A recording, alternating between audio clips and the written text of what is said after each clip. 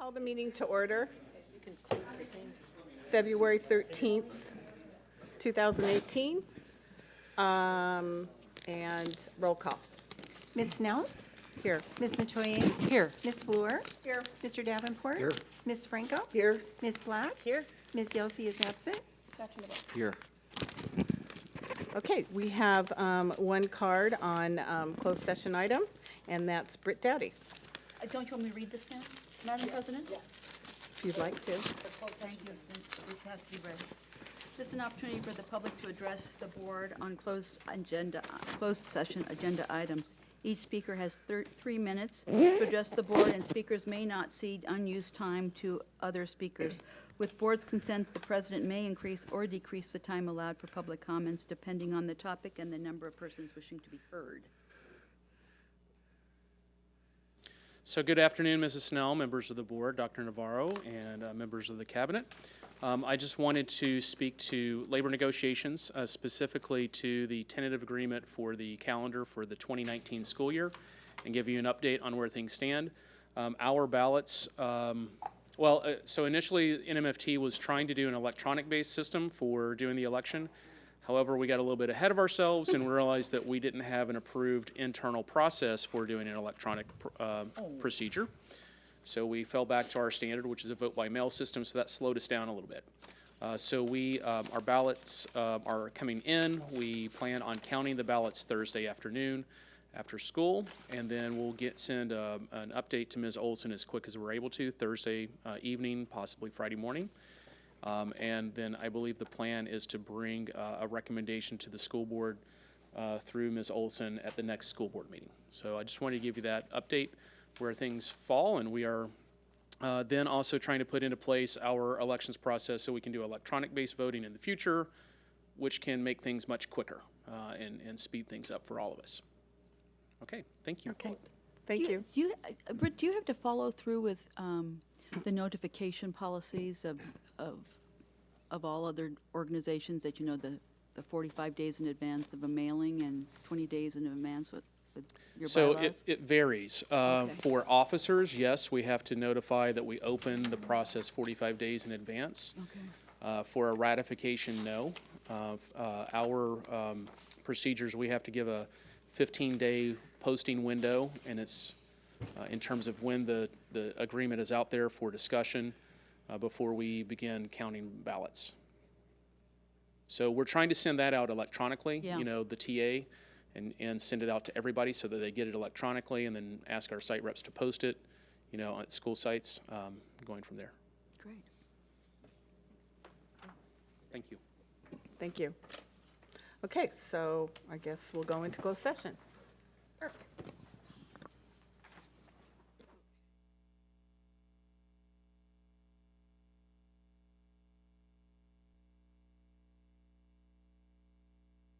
I'd like to call the meeting to order. February 13th, 2018. We are going to start with the opening ceremonies, a moment of silent reflection and pledge of allegiance to the flag, led by Max. Johnny.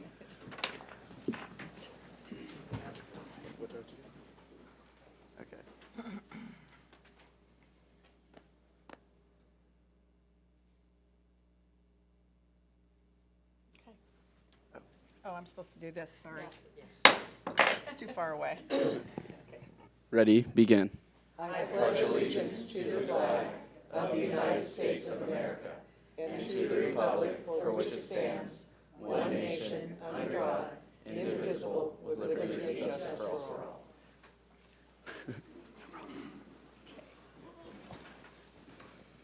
needed a longer moment for reflection tonight. Okay, so adoption of agenda. Move adoption. Second. Any discussion? Yes, I would like to adjourn the meeting today in the memory of Bill Noonan, former Human Resources Director in Newport-Mesa. He hired me. He has a warm place in my heart. He was a gentleman, a caring mentor, and over the course of the last week, I've I've been participating or reading many, many, many positive things that have been said about him, so I would like to do that. Start his career here as a teacher. He started teaching here? Well, see, he knew how to hire Activities good director. Okay, all in favor? Aye. Okay. And adoption of minutes? Move adoption of the minutes as presented. Second. Any discussion? All in favor? Aye. Any opposed? Okay, and now we're down to student board member reports. And we'll start Should I just with, start from here? get to start. Okay. Get to start. Hi, I'm Max Johnson. I'm from Corona Del Mar High School. I'm here to give a student board report. So under academic updates at our school, we're working to add a CTE pathway program that will focus on engineering and computer programs under the Project Lead the Way. And also we're having, kind of in a sports update, we have all our teams made it to CIF, all our winter sports teams, which is really cool. So we're really excited to watch them the next few weeks. And we're starting a March Madness game. It's like a 2-on-2 tournament throughout the school. So, and everyone that's coming out to support, that's really cool to see. And then we have formal tickets are on sale, and our formal's on March 3rd, a little farther back than everyone else's, but that's when we had the venue. And for Valentine's Day, so for tomorrow, we're selling Valentine's Day grams, actually Valentine's Day grams are free, and then you can pay $1 to get a rose sent with it as well. And so those are going out to all the second periods, anyone that sends one. And then we also have a Sit With Us campaign this week, and that's just promoting everyone being inclusive inside our campus. Yeah, That's nice. Wonderful. so that's it. Max. Thank you. Okay, Alexandra. Good evening, President Snell, Board Trustees, Dr. Navarro, members of the Cabinet, and distinguished guests. I'm Alex Leon from Early College High School, and a little bit of our academic update at our school is last week we had our Students of the Semester luncheon, honoring students who have earned a 4.0 GPA or had made an increase of at least half a point in their overall GPA. So that was last week, Friday. Last week, we also had Spread the Love Week, which was a highlight of, we did many activities to promote connections and showing appreciation towards one another. And it was really fun seeing our student body come together. We did a photo wall, which was very successful. So it was so much fun putting all that together. Also, last week, Saturday, we held our winter formal. We had about 105 students go, so that was kind of half of our student body, which is very exciting to see. A lot of us had a lot of fun, and we can't wait to see how it goes next year. Also, our school will be starting President's Week starting Friday and up until Tuesday, and then classes will resume on Wednesday the 21st. Last week, this upcoming week, we will be holding our first of our 2 shadow days for prospective students that want to come to Early College High School for the upcoming 2018-19 school year. So we're excited to let these students come onto our campus to see what our school's about. And lastly, we are in our last month preparing for our WASP visit that will occur on March 11th up until the 14th. And we're looking forward to what the visit committee has to observe and leave us with recommendations for our school to work on. And ASB is preparing a lot of welcoming posters and having our students informed just to make the committee feel welcome. Thank you. Wonderful. Thank you. Very nice, Alexandra.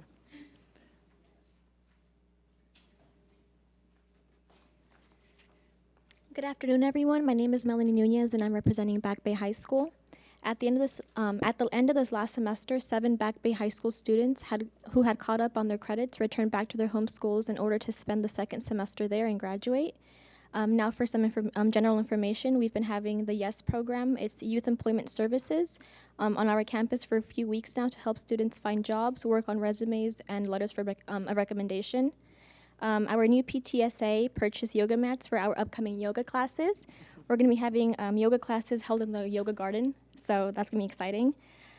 We also have this new concept called the Breakfast Club. It's a place for students who arrive to school early to eat, stay warm, or just hang out until class time. Students may arrive as early as 7:15 and go to the counseling office to be comfortable. It's a wonderful thing for students who have parents that may leave work early and need to drop off the students at school pretty early. All right, thank you. Nice, yeah. Wonderful. Drop in. Yeah. with That our means we'd yoga have to mat. get up. Good evening, members of the board. My name is Rachel Krikorian, and I'm representing Costa Mesa High School. It's CIF week. We have a boys basketball game on Wednesday against Westminster at 7 p.m. Our girls polo team will be away Wednesday, and we're waiting to hear from our soccer games. Mesa is very happy to bring back the basketball bell last Thursday night. And then congrats to our cheer team who just got back from Florida. That's why I lost my voice.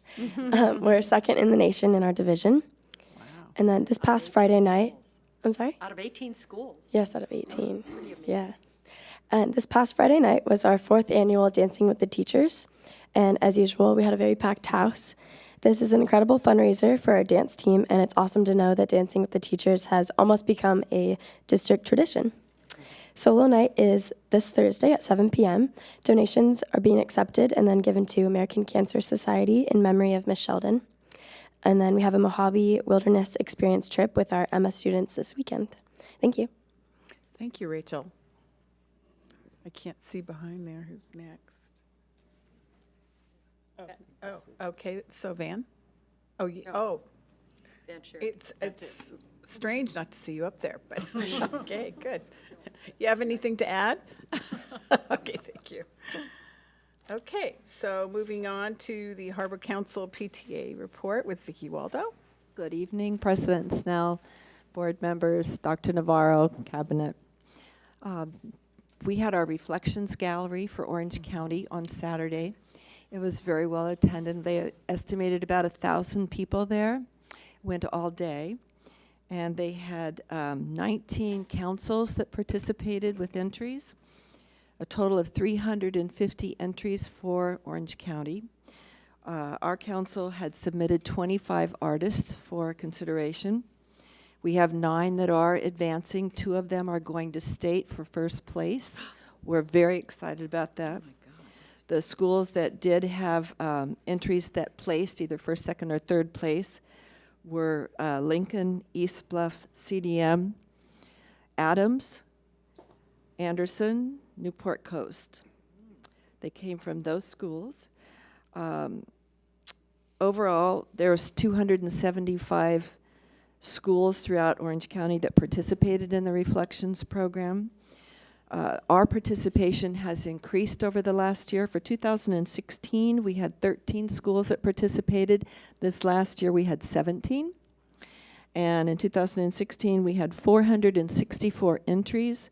And this last year, we had 592. Nice. So we're working it. And we're working on a date to be able to bring in the first and second place winners to present to you. Good. Thank you. We had our Harbor Council meeting last Monday, and we thank you to President Snell and to Mrs. Yelsey for attending the meeting. We were fortunate in having Dr. Navarro and his cabinet speak to our PTA presidents about the district's crises protocol for immediate aftermath of any event and the long-range effect. The PTA presidents were told of the expanding of the Suicide Prevention Committee, which I think is great. And they were just there and answered a lot of questions with the parents because obviously it was a meeting with a lot of questions. So we were very happy to have them there and answer the questions for the presidents. We also had a speaker before that. Her name is Monica Abend, and she's with Homeland Security. She's a special agent assigned to the Orange County Child Exploitation Task Force. And she is just a no-fluff speaker. A lot of facts, very direct, and a lot of good education. She discussed internet dangers. She ran through a portrayal of criminals that have recently been arrested for child exploitation, where they came from, how this came about, what they did, their method, et cetera. It was really a good opportunity for people to hear. And our meeting was well attended, even though we had a high incidence of flu going around. It still reached a lot of the PTA presidents. But Monica Ben will come out and she'll speak to kids from 3rd to 6th grade with a presentation that's appropriate for their age group. and she will then also address kids older than 6th grade. But she also has a program that I think is really appropriate for parents, for parent education, since sometimes the kids seem to know a lot more about this than parents do, which I thought was very interesting. And Harbor Council would be interested in doing maybe a joint venture of some sort with the district in sponsoring her out to talk to maybe one talk within each zone. We bring her in and invite a parent education night, and she can give them a lot of information, a lot of facts for them to be more aware and more knowing of what's going on and how it happens. So I'll pursue that with the staff, but Harbor Council would be very interested in doing a joint venture like that. I think it's great. Thank you. Great, thank you. Okay, 12 reports. 12A, NMUSD, Mental Health and Crisis Response Initiatives. Sarah. Yes, good evening. Dr. It follows on the heels of the presentation that was done at Harbor Council. I'm going to invite Dr. Phil D'Agostino and Angela Castellanos, our coordinator of mental health services, to come up and share some information of kind of what we've done so far, where we are kind of in our next steps in terms of dealing with mental health, well-being, and crisis response in the district.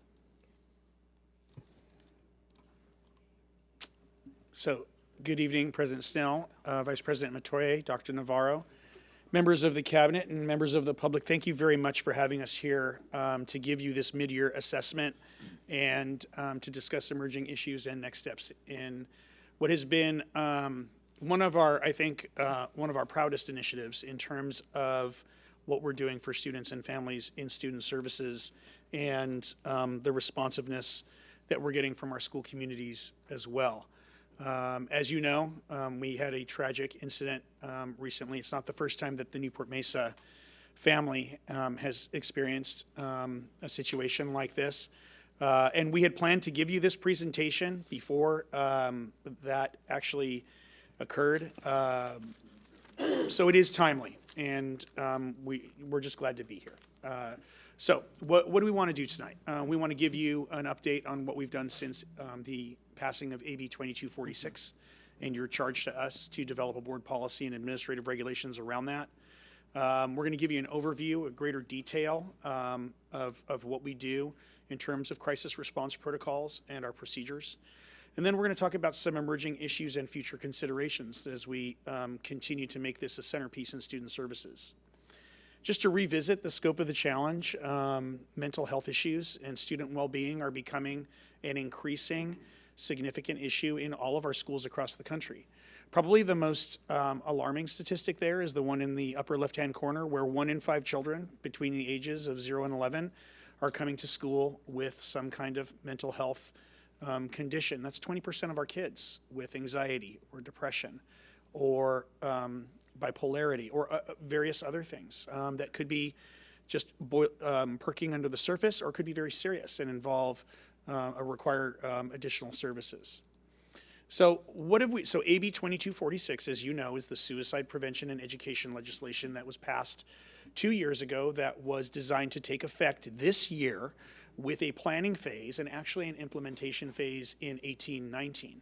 As you know, we decided to implement in this year, 17-18, ahead of that, and we started planning before that.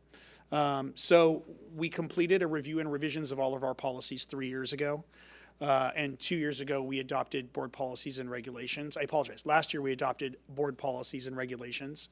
We began training for crisis responders. We now have over 70 crisis responders, multiple teams that can respond to multiple incidents at multiple sites. We created a suicide prevention task force that's made up of stakeholders from throughout the community. This involves psychologists and counselors and social workers, members of the Hoag Wellness Center that they have just off of Placentia and Superior. We also did training for 7 through 12 staff, and we're starting training for K through 6 staff this spring. And then finally, we're also doing training for secondary students through our Signs of Suicide program. We've already met with the Superintendent Student Advisory Committee and gotten input from them, and that's something that's taking off this spring. What our goals and objectives were pretty ambitious. From September of 2016, starting with drafting some board policies and regulations all the way through, our goal was by October, November to have all of our assessors trained. We're proud to report to you tonight that every one of these targets were completed by their due dates. So I'm going to turn it over to Angela Castellanos right now. She's obviously our expert on what we do and how we do it. So she's going to take this part of the presentation. Thank you, Phil. Good evening, everybody. So before I go on or talk about what the crisis response team does, I want to talk a little bit about what we respond to. And so most of us in this room have experienced some kind of a crisis in our lifetime, and we've been able to cope with it without any significant impairment.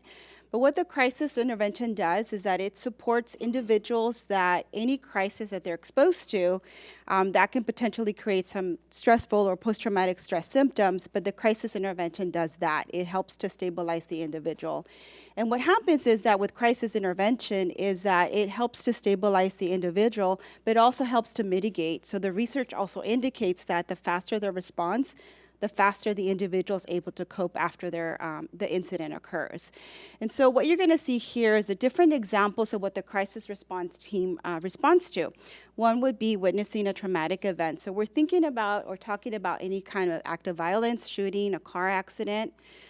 The other piece, too, is serious injury or death in the line of duty. So this kind of sounds like it's law enforcement terminology. However, we know that there's a lot of statistics involving that there's impact of student injury, staff injury on campuses on a daily basis nationwide. The other piece, too, is that we respond to responses to suicide and also natural disasters. And so one example would be Hurricane Harvey impacted students in 83 school districts. And so crisis intervention was provided to those individuals after the incident occurred. Again, we're looking at shooting, killing, wounding of innocent victims, any act of violence, significant events that involve children. An example would be any type of allegations of abuse that's occurring on a campus. That's something that the crisis response team will respond to. The last two bullets really are connected together. So one would be prolonged incidents of some type of a loss or excessive media interest. An example would be 9/11. Even though the incident occurred in another part of the country, it impacted us here, nationwide, and internationally as well. And so what the crisis response team does is it addresses those particular issues that are connected to any kind of incident. And so the response team, the crisis response team is actually trained and certified by the International Critical Incident Stress Foundation. And that's the same agency that certifies first responders and law enforcement. And it's a 32-hour training. And they're training a variety of different interventions, individual, group, strategic planning, and triaging. And so the training doesn't stop at the 32 hours of certification. Actually, as a coordinator, part of the process is that I'm coordinating the event, but I'm also coaching the responders as they're providing the interventions during the site, because we want them to be comfortable in providing the intervention as well. And there's also follow-up care, but the other aspect too is that we don't want the responders to be practicing during an incident. So what we do is that we've created a series of refresher trainings where they're constantly trained and reaffirmed with new techniques and interventions so that they're able to be abreast of what the different aspects of crisis response are. So the other part, too, is that how we intervene. So as a critical incident is identified, as the coordinator of crisis response, the activation takes place immediately. So I begin to start planning the response time. And so there's an alert system that we use, which is the Titan Alerts response, and that's when I start to activating or send out a broadcast to our team members to see who's available to respond to that particular incident. And so in the process, I'm actually able to create the strategic planning and then developing a plan to determine who's going to be providing the intervention at the site. And I start to, again, activate the team. And so we know with crisis response is very dynamic, which means that it can change on a daily, by the hour. And so this process is actually taking place throughout the entire response time. So we're constantly changing the plan as it it evolves, right? And so we're constantly communicating with the Director of Student Support Services to make sure that everybody's abreast of what's happening at the site level. And so 2 areas that we look at when we're doing crisis response. So as we wrap up the crisis response process, we want to make sure is number 1, we have to ask the question, did we provide the right support, right interventions to the right people that were impacted? The other aspect that we look at as well is that we want to make sure that we're providing the right support systems once a crisis response team is gone and wrapped up. We want to make sure that the site is receiving the right resources available. So that's the other aspect that we do, is that we debrief with the site to make sure that we're providing the right recommendations based on the need that we hear about during the process. So this is a recent example of a response that we just did, which is the Corona Del Mar. Keep in mind that the numbers look huge because we're looking at any time that there's a crisis responder in the actual intervention, we're counting those numbers as well. So we're providing individual, small and large support interventions throughout the process. So with this particular response, it took about 15 minutes for me to be able to create a plan. So as soon as I received the call, I was able to alert and send out a broadcast through Titan Alert and create an agenda or a schedule to make sure that there were enough responders.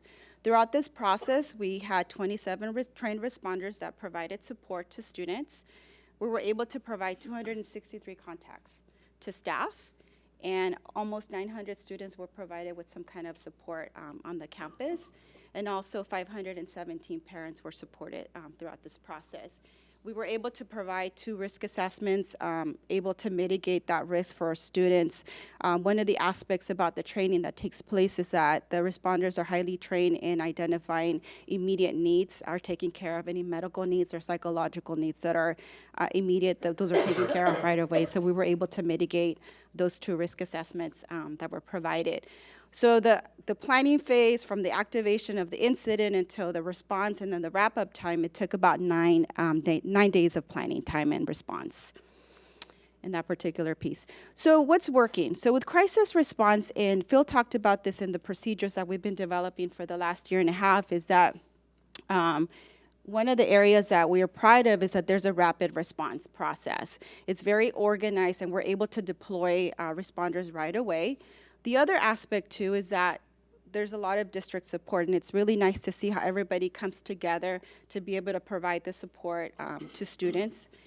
The other aspect is that the crisis responders are invited to participate in this training process, and they're very excited to, not excited, I don't know if that's the right term, but they like to support their colleagues if they're providing some kind of support in another site. So it's very collegial. The other aspect, too, is that when I look at crisis response, even though we're part of the Newport-Mesa family, we're going in as guests to another territory. But one of the pieces that we're seeing is that the site staff is very supportive and very receptive to the support that they're receiving from the crisis response team.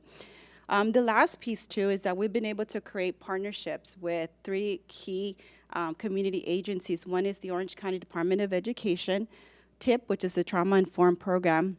And those are the agency that actually gets deployed when there's an incident that happens, and they're able to communicate back to us all the facts and information about the particular incident. And the last piece, too, is that we've been able to create good partnerships with the coroner's office, so working together to be able to make sure that we're providing the right support to students, it's key. The other aspect, too, is that the expansion of the crisis response team has cost the district $0 because of our partnership with the Orange County Department of Education. So that's really nice to see that piece. So I'm going to kick it back to Phil, and he's going to talk about future considerations. Thanks, Angela.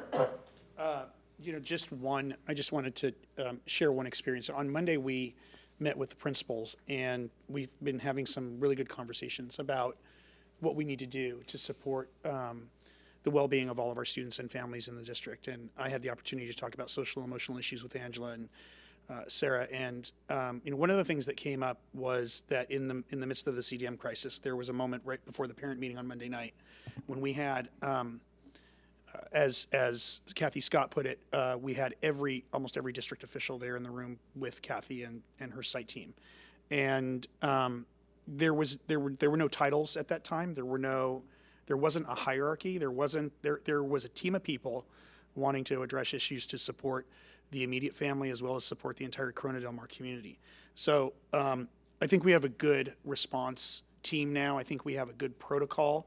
We have a culture of responsiveness and receptiveness from the administrations, and I think we're moving in the right direction. But I think we can do more. So we're here to share some considerations.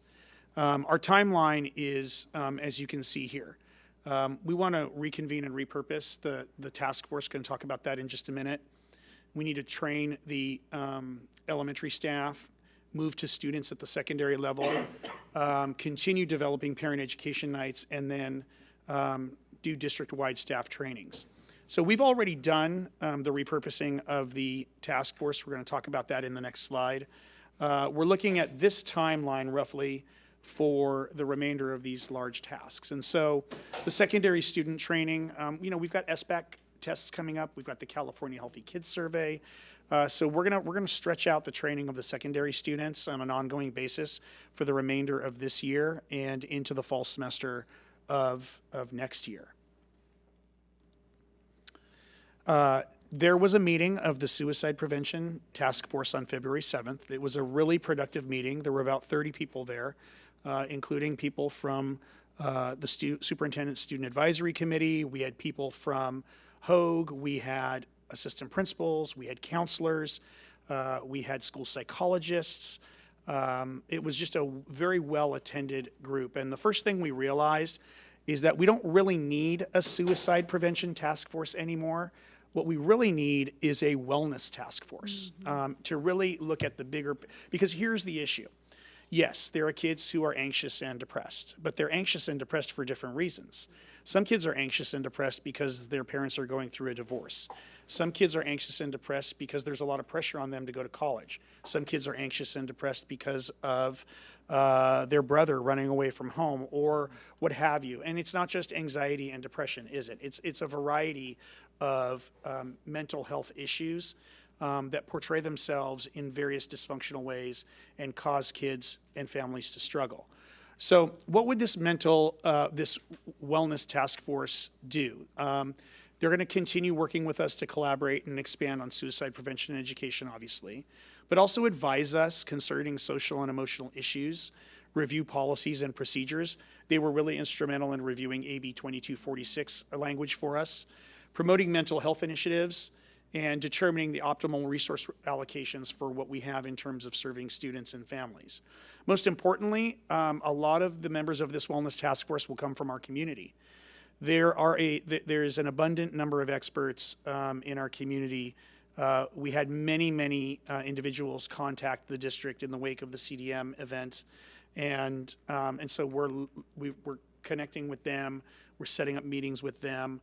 I have a meeting at the end of this month with people at College Hospital. So there's a lot of good dialoguing going on in terms of building partnerships. So considerations moving forward. We believe there needs to be an additional training for almost everyone. So I got the opportunity to be at the principals meeting on Monday. Training seemed to be a theme there. The Wellness Task Force said that training is also something that's important. So finding the right kind of training and the content is something we're going to be looking at very soon and moving forward with that. We're going to continue to discuss interdivisionally how we can execute Board Priority B, which is that behavior priority. This year, the Education Division and Student Services meet with all the directors to have conversations. We've had some really great conversations about the role of counselors. We've had great conversations around social and emotional issues. And I think that is As you know, I've been in this district for a little bit. This is my 18th year here, and the interdivisional dialogue that's going on right now, not just over this issue, but over a variety of issues, is really creating a lot of synergy at all of our schools, and so very excited about that. We need to leverage additional technologies. The Titan Alert app has been fantastic for us in being able to alert our responders and mobilizing very quickly. That 15-minute response was in part because we sent out an immediate alert to our responders to mobilize and create teams.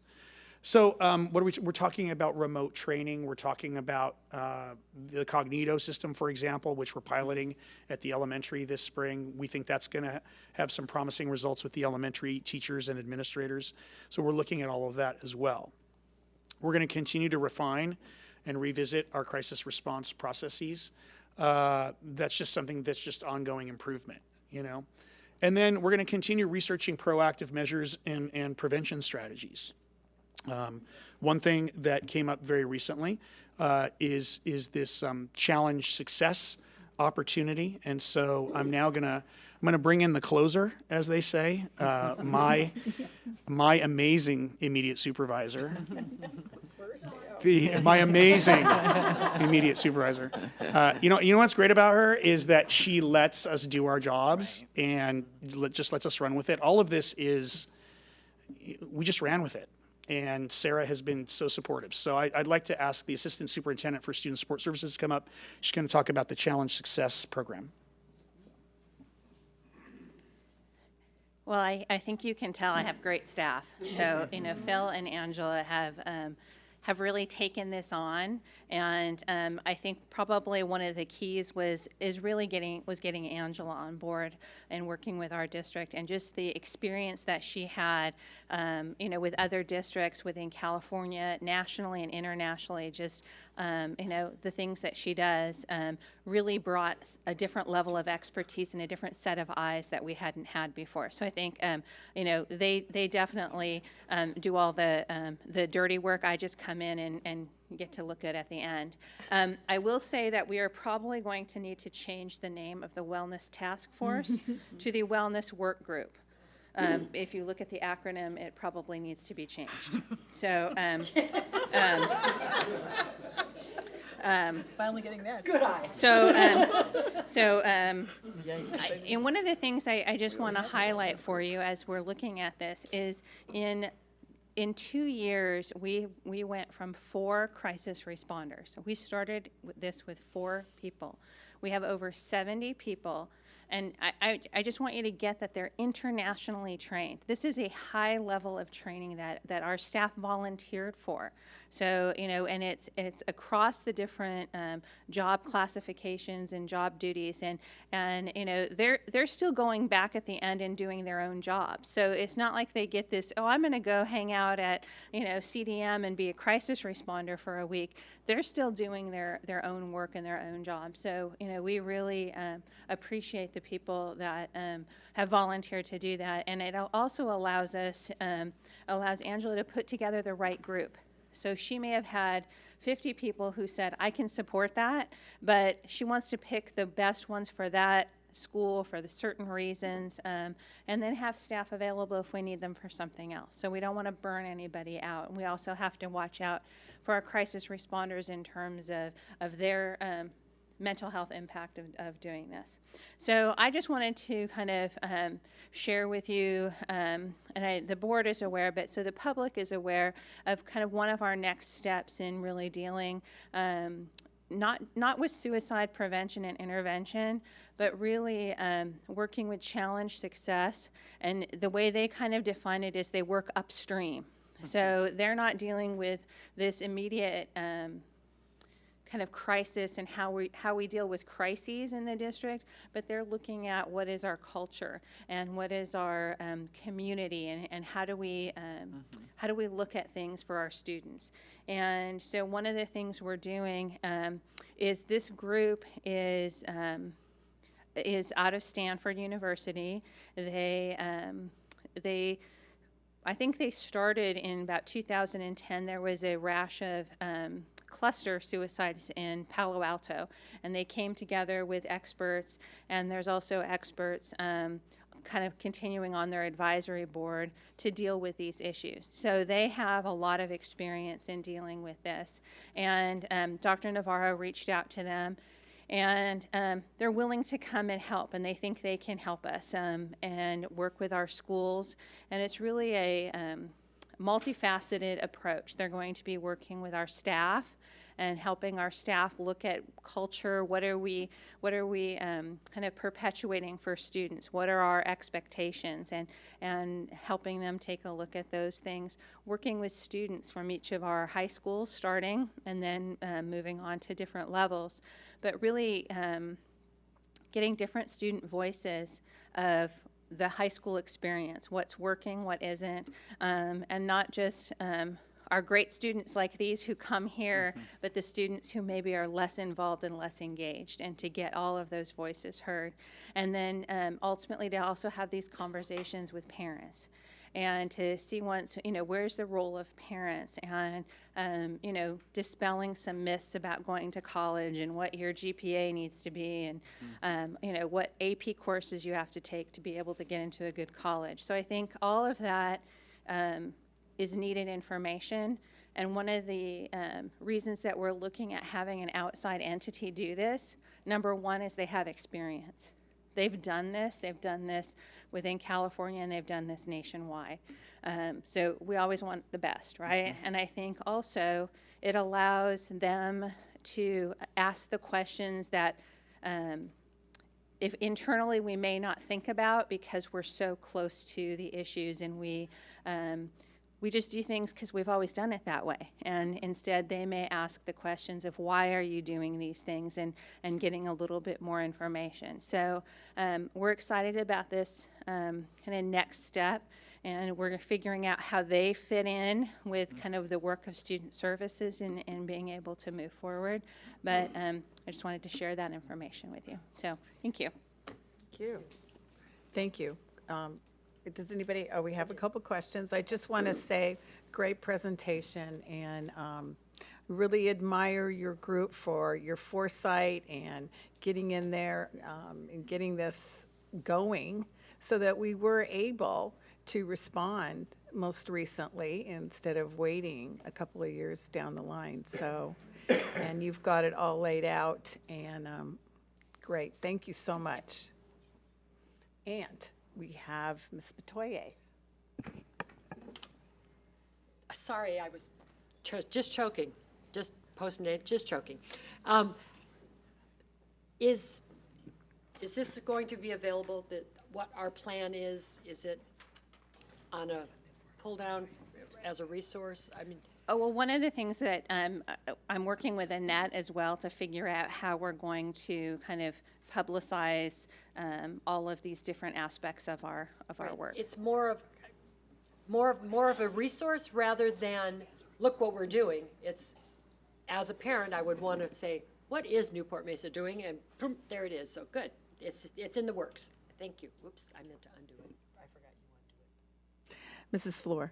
Yes, again, thank you, and fabulous job, both at Corona Del Mar and at all our schools, because this is what it's all about. I have a little bit of a more nitty-gritty question. Okay, I'm sure that's going to probably require. That's probably going to go to It's Phil. probably going to, the people who But it know. really is an overarching question, because it came about from we all being there on Monday night with the family, is that there were issues, but the young man had dinner with his family the night before. Everything was great. So my question is this: where and who can a friend go to if they have a friend who they know is in crisis? Because the attitude of students, we're promoting this, if you see something, say something, but we don't necessarily do that in the context if you see somebody or you see a friend who is saying something or behaving somewhere or is just a little off, How is it not or tallying? even my mom or my dad, or there's a family member that's off. Who can I Right. tell? who can I go to? So, so first of all, that's why one of the considerations moving forward is training. I think one of the elements that we definitely need to train on is for staff to be able to identify students that may be at risk of certain kinds of behavior or harm or crisis. I think also it's really important that the students are trained as well.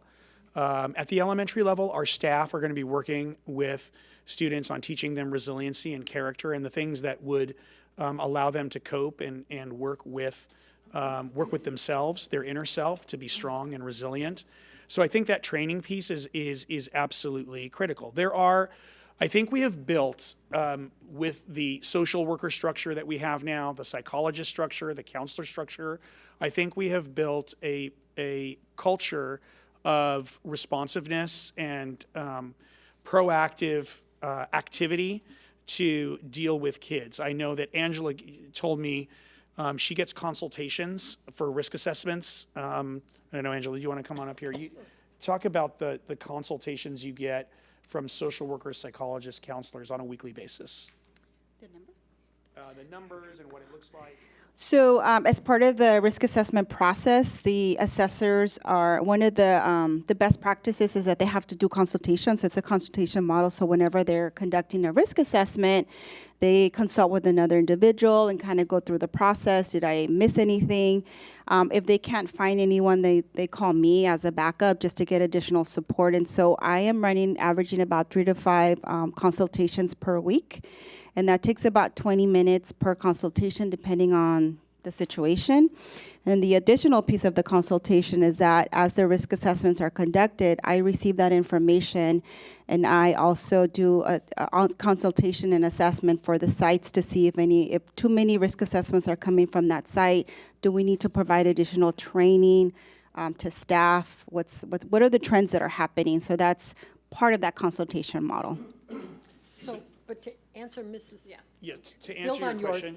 it would be, so as a young person, where do I go and where do I turn? That's going to be Right. what we're going to be, one of the things that will be focused on the student portion of the trainings and Right, things so like that. Okay. the most important person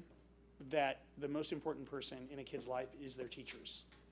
And so training the teachers is really crucial. Making sure that the kids know that there are people on that site that are in their corner, that are there for them. And that starts with the teachers. And do we have some room to grow in that training? I think so. And I think that's a good thing for us to acknowledge. I think it's, for me, it's more like kids don't want to rat on their friends.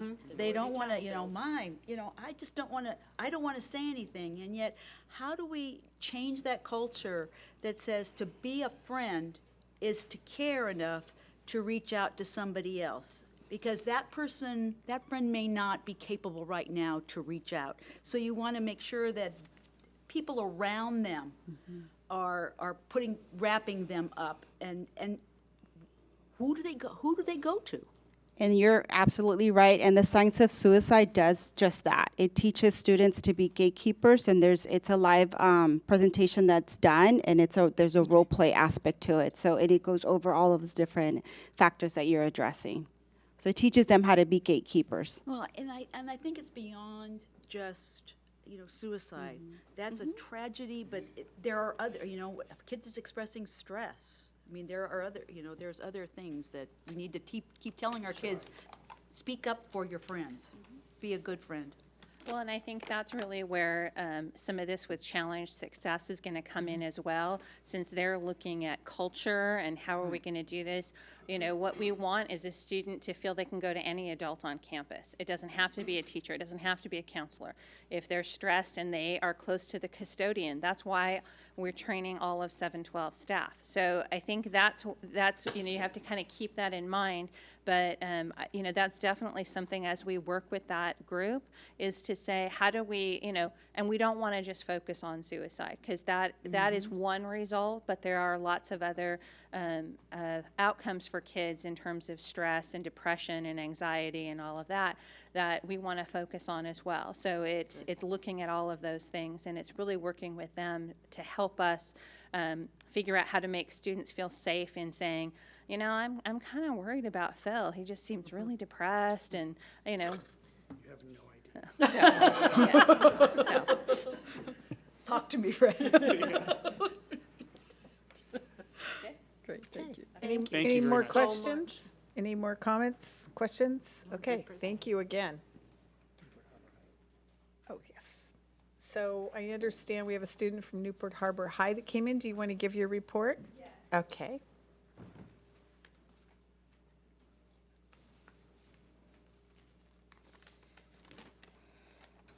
Hi, I'm Jordan, and tonight I'm going to be speaking on behalf of Newport Harbor High School. Most recently at Harbor, we've been undergoing our WASC evaluation, which is going pretty well. Our boys basketball team won its first Sunset League title since 1980. One of our science teachers, Mr. Clay, received the NHHS Teacher of the Year award, and one of our English teachers, Miss Gaylord, received a grant to fund a special project for her English classes. We will also have Shrek, the play, on campus in our theater this Thursday and Sunday night, and the cast is from multiple schools like Newport Harbor, Estancia, Ensign, and other schools. Our choir will be flying to New York City this upcoming weekend to perform at Carnegie Hall. Yeah, it's pretty cool. Our field studies program leaves for Yosemite tomorrow morning. And lastly, our youth and government panel leaves for Sacramento tomorrow. So. Okay, thank you very much. Okay, community input. This is an opportunity for the public to address the board on consent calendar items or non-agenda items within the subject matter jurisdiction of the board. Each individual speaker has 3 minutes to cover one or multiple topics, and the speakers may not cede unused minutes to other speakers. With board consent, the president may increase or decrease the time allowed for public comments, depending on the topic and the number of persons wishing to be heard. In compliance with board policy and the Ralph M. Brown Act, the board is not permitted to take action on non-agenda items. When addressing the board, it's helpful if you state your name and address for the record. Okay.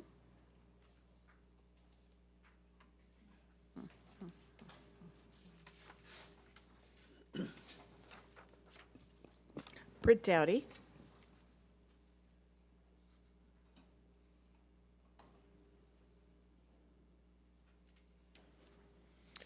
Good evening, President Snell, members of the board, Dr. Navarro, members of the public. I'm Britt Dowdy. I'm president of the Newport-Mesa Federation of Teachers, 1794. And so thank you for letting me go first tonight. So the first thing I want to do before I forget is I'm asking if 15B3 for the safety plan, if that could be moved to discussion. Okay. So what I wanted to do first is thank the Schools Foundation, the Newport-Mesa Schools Foundation, for an absolutely fabulous awards evening just a few nights ago.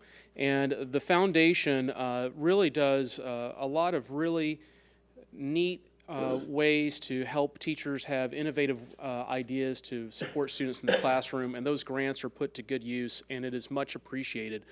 So for members of the public, we would love for you to support the foundation. There's a lot of different ways to join, and we wanted to extend our thanks for another fabulous evening. One of the other joys, in addition to celebrate everyone's achievements, is just being able to reconnect with colleagues from across the district that maybe you haven't seen in a year or two. And so just seeing our friends, you know, being able to reconnect with somebody they haven't seen in a while is also a really great thing to see. Since I was last here, also the California Federation of Teachers, which is our state affiliate, had their committee meetings for state committee meetings. We have members serving on the retirement policy, special education, educational technology, and a labor and climate justice committee. So we have several representatives that attend. And the way that the CFT operates is those different committees are specialized and kind of talk about different issues in public education from early childhood through the university level. And so they have different focus. And then through that process, as they identify pieces and parts, then it goes to our state convention, where the state convention kind of votes to ratify recommendations that help guide the union as a whole. And as a reminder, I think I may have mentioned this, that state convention is going to be held just a mile or so from here here in Costa Mesa. And we want to extend an invitation for persons who are interested to attend. There is a guest sign-up policy, so you need to go contact me, and I'll find a way to get you signed up. The convention is March 23rd through 25th, so if you're interested, please let me know. So we're trying to advocate for many items through CFT policies that are highly consistent with what the board has as policies, and some other pieces of things that we do in this district. We're able to take the great ideas of what happened here, try to take them to CFT, and maybe help provide some guidance for California. So trying to work to common ends. Thank you. Thank you.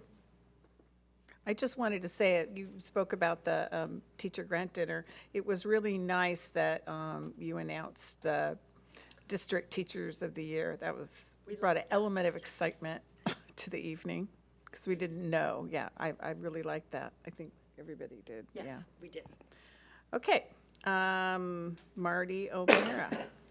O'Mara. This is her formal sister. My formal name I rarely use. Right. Unless I'm making up taxes.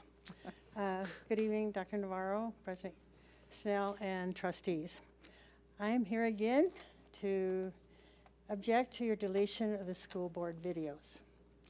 I will give you an example. Last week, I wanted to look up a trustee meeting to see how long the trustees discussed a specific agenda item that they had voted on. In order to do that, I needed to order a video, pick it up at the district office, go to Newport Beach Library and rent a CD, come home with a CD, view the clip, which was less than 10 minutes, then make a return trip to Newport Beach Library to return the CD. That is ridiculous. I thought tonight's mental health issue was very, very good. And it would be a perfect example of how you could use your videos from your trustee board meetings and tell the people, look at this, look what we're doing on our district. And if you have the video, you just put it on your website. This was a perfect example. My requests to resolve this situation have been forwarded to the superintendent's office, which apparently is investigating closed captioning and has no timeline for a solution. I have done my own research on the costs. Orange County Department of Ed uses the REV services, which I am sure is reliable, and I know this district is aware of the services. They charge $1 a minute. So this meeting tonight would cost you $180.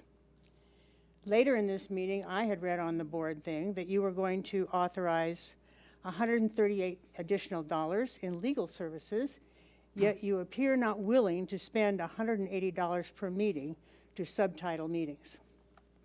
For $3,600, you could subtitle the entire school year. For the rest of the year, you could subtitle your meetings. This is not easily providing access for the public to find out what is going on in the school board. Trustees, you represent the people, and we're not happy. You need to fix this situation. Thank you. Thank you. So can we investigate that? REV services? It is one of the groups that we're looking at. Okay, good. Well, I want to get it back online as well, because I like to look back as well. Okay, Cynthia Blackwell.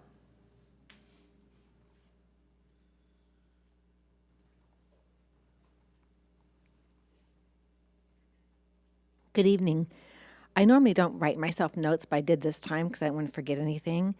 And I came tonight because of the topic of what Phil was talking about.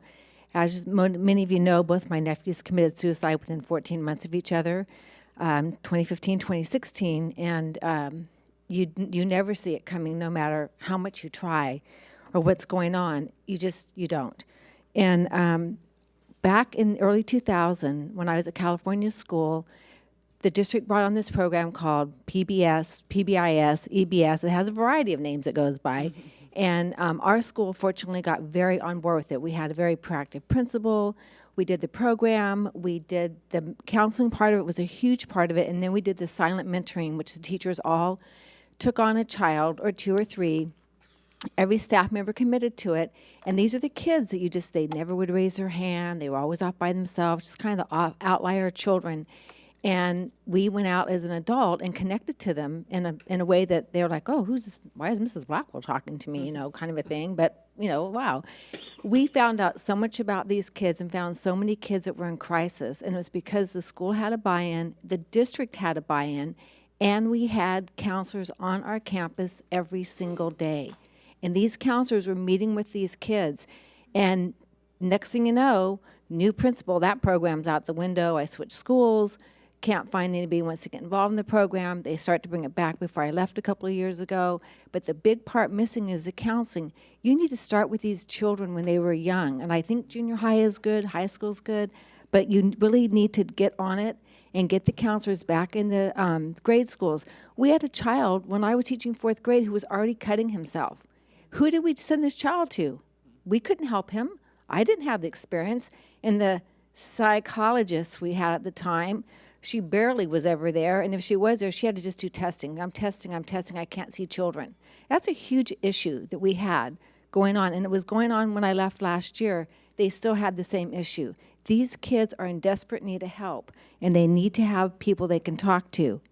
And then, I don't know what the other challenge program is that was talked about today, but when my son was at Middle College High School, they had the challenge day where they came and they did this incredible day with these kids because it was in August, so I was able to do it.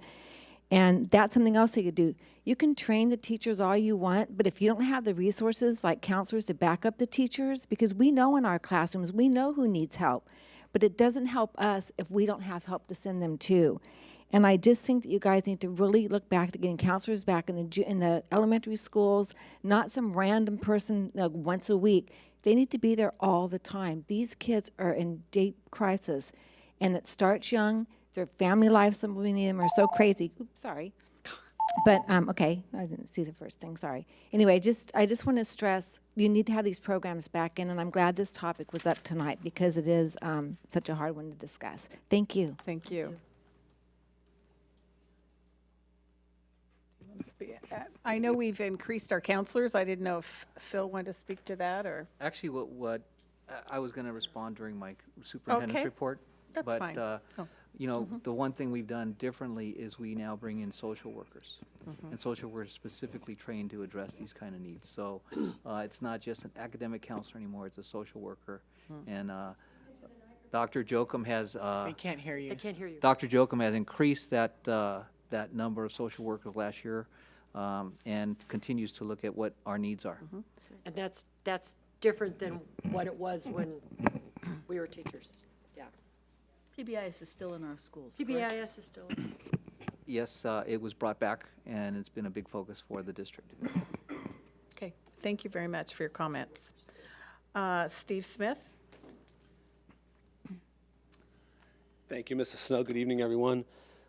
I have a real easy request, I think, and then a comment on the outstanding student services presentation.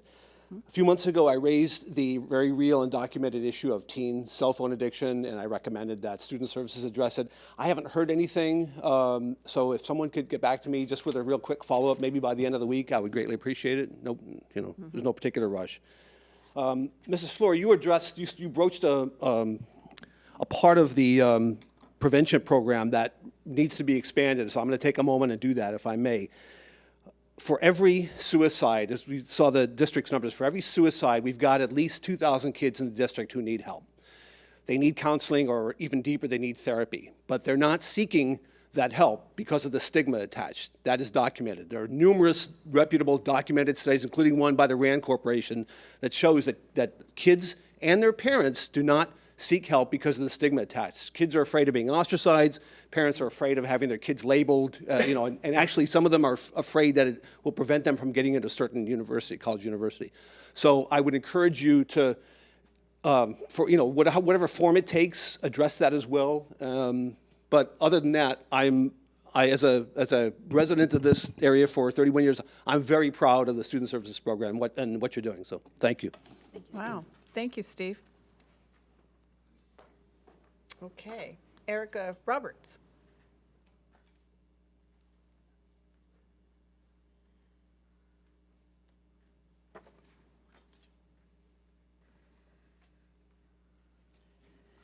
Good evening, members of the board. I'd like to have a moment of silence for the young man we lost in our community. Patrick Turner was a student at CDM. He was loved and he is missed. My family has been having a lot of discussions about what is happening in our community. People are mourning and trying to come to terms with what has happened. Patrick's 3 letters have gone viral and are heartbreaking for all of us to read. Tomorrow is Valentine's Day, a day to show you care, to show love. Tonight, it seems perfect opportunity to start talking about how we show care about one another. How do we relieve the stress among our young people and community as a whole? So thank you for the presentation earlier. We all heard that it starts with the teachers. Caring is not only listening, but also hearing one another. I think we can improve on this. I've heard over and over and see how stressed out our teachers are, how stressed out our kids are in lower grades and especially upper grades. The parents are extremely stressed too. Change is needed. Dr. Navarro, you wrote in your last DOTS email that implementing the new material in just one subject is an incredible challenge. Imagine the task of taking on 2. K-5 teachers don't have to imagine that because they are living it every day and trying to stay above water. There's real stress on our wonderful teachers, and our kids are in the midst of it. Parents are trying to help with what we can and are asking for meetings so we can understand the materials that were selected. Our kids need recognition, love, and encouragement. Our teachers need more time to engage with these students. I can assure you, and the research does support, that one real way to help alleviate the stress is to bring down classroom sizes significantly. Right now, in a non-air-conditioned room, a great 6th grade teacher has 36 kids with a new language arts curriculum and is piloting for the 2nd year his 4th math material. He does not complain, but the amount of responsibility on these teachers is enormous. 36 kids, and I'm told there is no limit to classroom size. I believe we have a real opportunity to positively affect the lives of kids and teachers. Please use our tax money in the general fund to make our classrooms smaller. Give teachers more time with each child. Give them the stress reliever that this district promised when they said they would support teachers and we would go slow. If we are truly going to support teachers and kids, then we need to listen to what they have asked for in the last 3 years in negotiations. Parents all want the classrooms to be a positive experience. We need to use our general fund money to employ more counselors on the schools and support staff for the IEPs. And we need smaller classroom sizes to do it. We need to make these adjustments on the budget now and stop paying for things that are unnecessary. Examples of unnecessary lawsuits, bonuses, car allowances, consultants, and huge mistakes being made in projects that are costing hundreds of thousands of dollars. If we can do these things, I believe we will be headed in the right direction. As the district goes into the bargaining and negotiation for teachers and kids and what they need, please listen and hear the voice of the stressed teachers who work with our beloved children. Please make a positive change that we so desperately need so we all can be better than we are now. Thank you. Thank you. Okay, that's it. I will pull this. Next is superintendent's report. So, many good comments made, very accurate about the pressures in school. This crisis response team didn't evolve overnight. Right. Okay, just like Rome wasn't built in a day, neither was this system.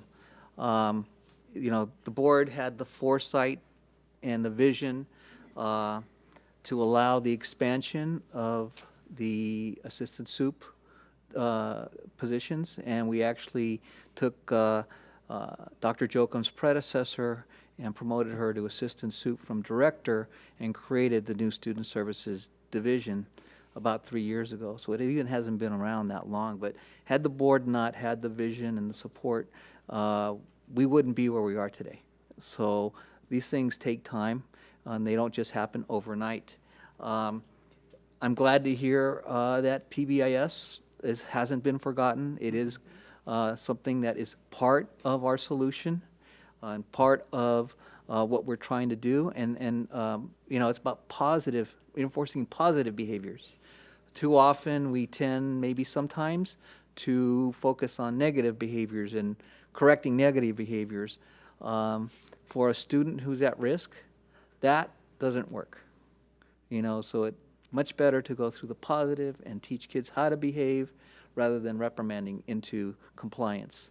I think it's also important to recognize that you've allowed us to invest, and some of that direction has come from the involvement of board members on committees like our SARB committee, where you sit and you listen to our most vulnerable students that are in our district, and we learn that it's not because it's the students' fault.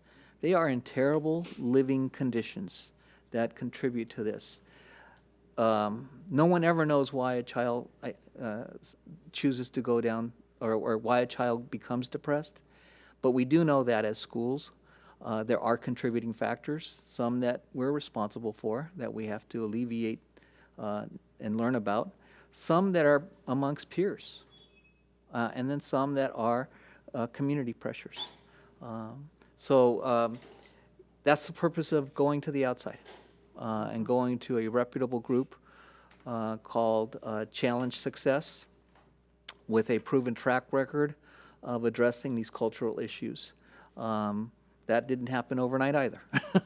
There was a lot of research and homework done to identify which group has the tools to come in and support the ongoing development and growth of our school cultures. But again, none of this would have happened had the board not supported and had the vision to help build the student services.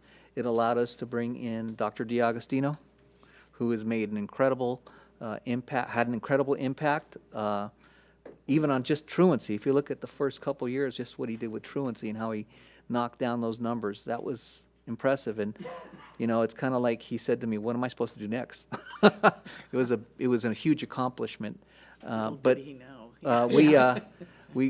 continues to move forward. He continues to march, and he has the full support of his division as well as the ed division and the business division. The last thing is it takes a while to build the right team. And Dr. Jochum and Dr. D'Agostino went through a thorough vetting process to find Mrs. Castellanos. She is nationally recognized and a state trainer in this very area. So you have a real expert who has made a significant difference. But again, none of this would have happened if 4 years ago you wouldn't have allowed us to move in this direction and to make this difference. Just like you allowed me to resurrect the College and Career Office 4 years ago. And we were presented on Wednesday of last week. Was it Wednesday last week? Yes, Wednesday last week to the parent advisory about the CTE program. And you heard from CDM, it was very, very nice that the one cheer that happened was that CDM saw their name up on the Project Lead the Way list. And the parents from the zone cheered because they've been asking for something like this. So again, thank you for your leadership. Thank you for your insight. And thank you for allowing us to really build a strong program. Takes time, but it's not for lack of effort or lack of urgency. And we look forward to our collaboration with Challenge Success. They are, and you've seen their website, they bring incredible tools to the table and will address many of the issues that were brought up here tonight. Okay, thank you. Yeah, I suggest the public Google it and look at their website. Okay, we're going to go on to consent calendar. And I do want to pull 15B3 to discussion. All items listed under the consent calendar are considered by the board to be routine and be enacted by the board in one motion. This includes the consent calendars for business, education, services, human resources, and student support services and superintendent. There will be no discussion of these items prior to the time the board votes on the motion. Move approval of the consent with the exception of 15B2. Second. 3. Did you say 3? I can't Is hear. it 2 or 3? It's 3. Oh, 3. Sorry, I did say 2. Hair, yeah, okay. Second. Okay. Any discussion, any questions, okay, all in favor? Aye. Any, not in favor? Okay, discussion action. Dr. Navarro. Okay, so we have ballots. Let me find my ballot.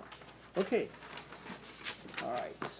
So you have a ballot before you for delegate assembly, and we are voting for no more than 8 candidates. Okay, and I would like to allow the board some time to have a discussion prior to making the nomination. So I would ask the past CSBA president to please lead us in this discussion. Ms. Floor? Yes. This is a first for me in a long time that Mrs. Franco is not standing for re-election. So this is provides us a wonderful opportunity, but also kind of sad that we'll miss you. I am too, but it's time. The California School Boards Association has a governing body that's comprised of about 256 delegates from around the state representing all the school districts that are members. And each year, they're charged with selecting the leadership of the organization. There was some confusion, to be real frank, on this ballot. Because with Mrs. Franco not running, it was presumed that there would be an open seat on the ballot, and that we would be voting for 8 candidates, but one of those would be an open seat.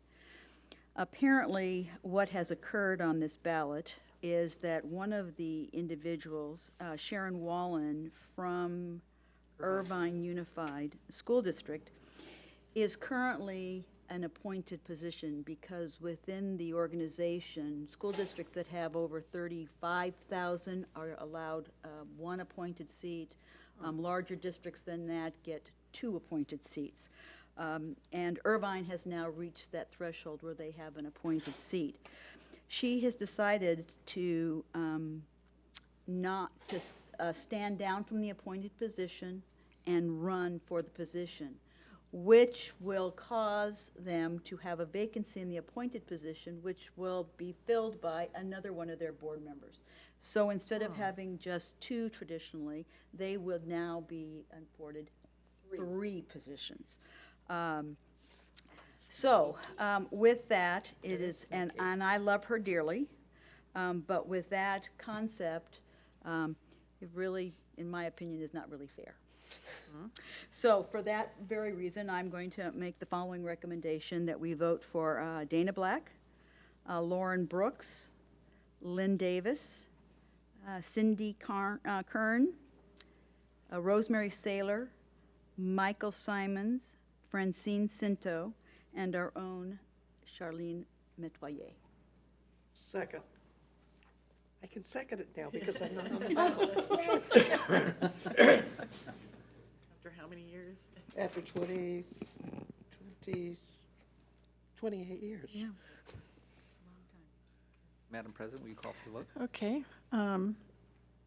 Okay, yes, I'll call for the vote. All those in favor? All in favor, I don't know. Aye. Aye. Any opposed? No. Okay, so those are, do I need to repeat them? Okay, you've got them. No, we've got them all. Okay, so that's Okay. our 8. Very good. I'm sorry, I was thinking of my question, but you answered my question, so I didn't need to ask it. Yeah, it was I was processing it. All right. Okay. it was not cool. Yeah, no, not cool. Okay, so now we're at the pulled consent item, 15B3, and Britt Dowdy would like to speak to that. Perhaps we could have a discussion about it, a presentation first. We have Vanessa Gailey in the okay. back regarding the school safety plans. Mr. Lee Sung? Some background on this? Annually, we need to update our comprehensive safe school plans. It's quite a lengthy process behind the scenes, so when these become available to present to the board for approval, I just want you to know there's a lot of work behind the scenes with multiple divisions, as well at every school site and their school site councils. This year we went through a pretty significant revision to the template that we get from the county, and we bit the bullet to just go ahead and do that this year. We had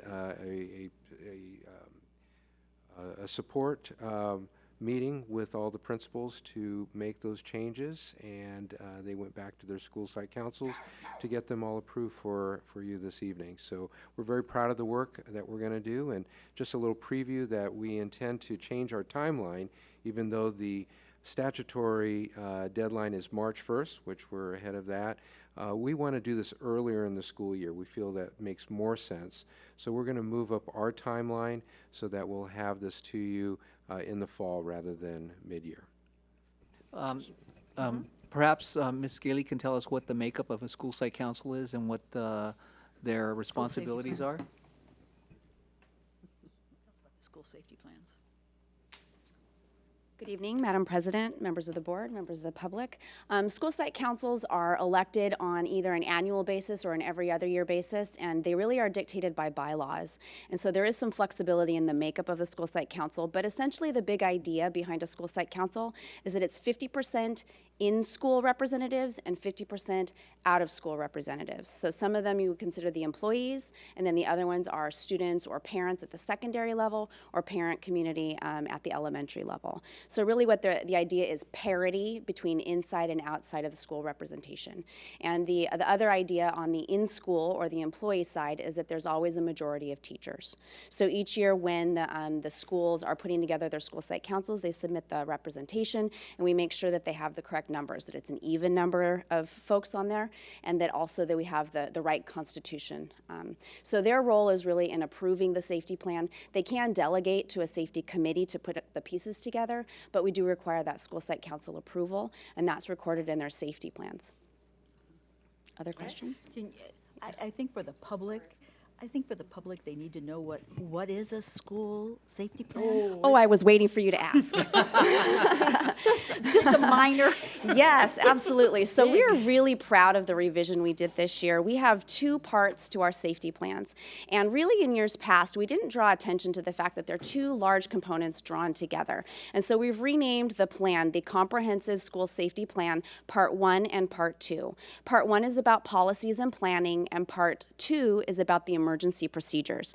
Most people think about emergency procedures, the things that you do in a fire, in an earthquake, in tsunami, in the case of Newport-L. And so there's all of those components that are planned for, as well as triage teams and reunion gates. But there's another aspect to safety planning, and that's something that I was really able to partner with Sarah's folks and Phil in looking at some of our policies and procedures around bullying, around child abuse reporting and prevention, and trying to make sure that all of our staff is on the same page about what our processes are, what our requirements are, and then we're annually reminding ourselves, because school safety is about an environment. It's about kids feeling connected. It's about looking at our data, identifying where on campus or in what instances kids are not feeling safe. Perhaps there's some crime. So really going through a data-driven analysis of what's going well, what needs to be improved, how can we improve on our people and programs, as well as how can we be looking at safe ingress and egress, Section H.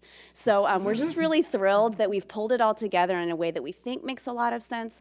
And even though the documents are very comprehensive, the principals were able to go through a process to review and remind their faculty of the things that we expect of them and that we support them in.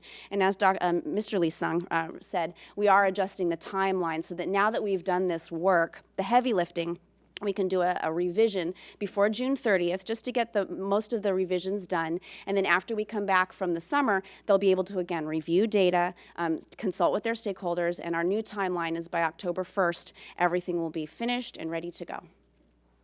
And I do like the idea that you're going to do it October 1st, because staff changes during the summer, not significantly. We have a lot of stability in Newport-Mesa, but new staff needs to be brought on board.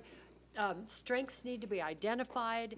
I know that at our site, it was, do you want to be on first aid? No, please, I'd rather be at reunion. Don't put me anywhere near there, someplace where there might be blood. It was that kind of discussion that went on, and that needs to be revised, and it does need to be looked at early. So you can't do it when you're changing the template, but boy, that'll be helpful to a site too. Yeah, we really think this will give us that great impetus as we're doing the back to school activities, that we can have those refreshers and reminders. And then also we're lucky because it's a California Healthy Kids Administration year. So we'll be able to look at the results after we get them in the summertime and incorporate those into our planning. Perfect, and it also makes the site aware before back to school nights. So that can be incorporated in any classroom talk should a teacher want a question come before the teacher. Good planning. Okay, thank you. Thank you. Any more questions? Okay. Thanks. Now, Brett. Good talk.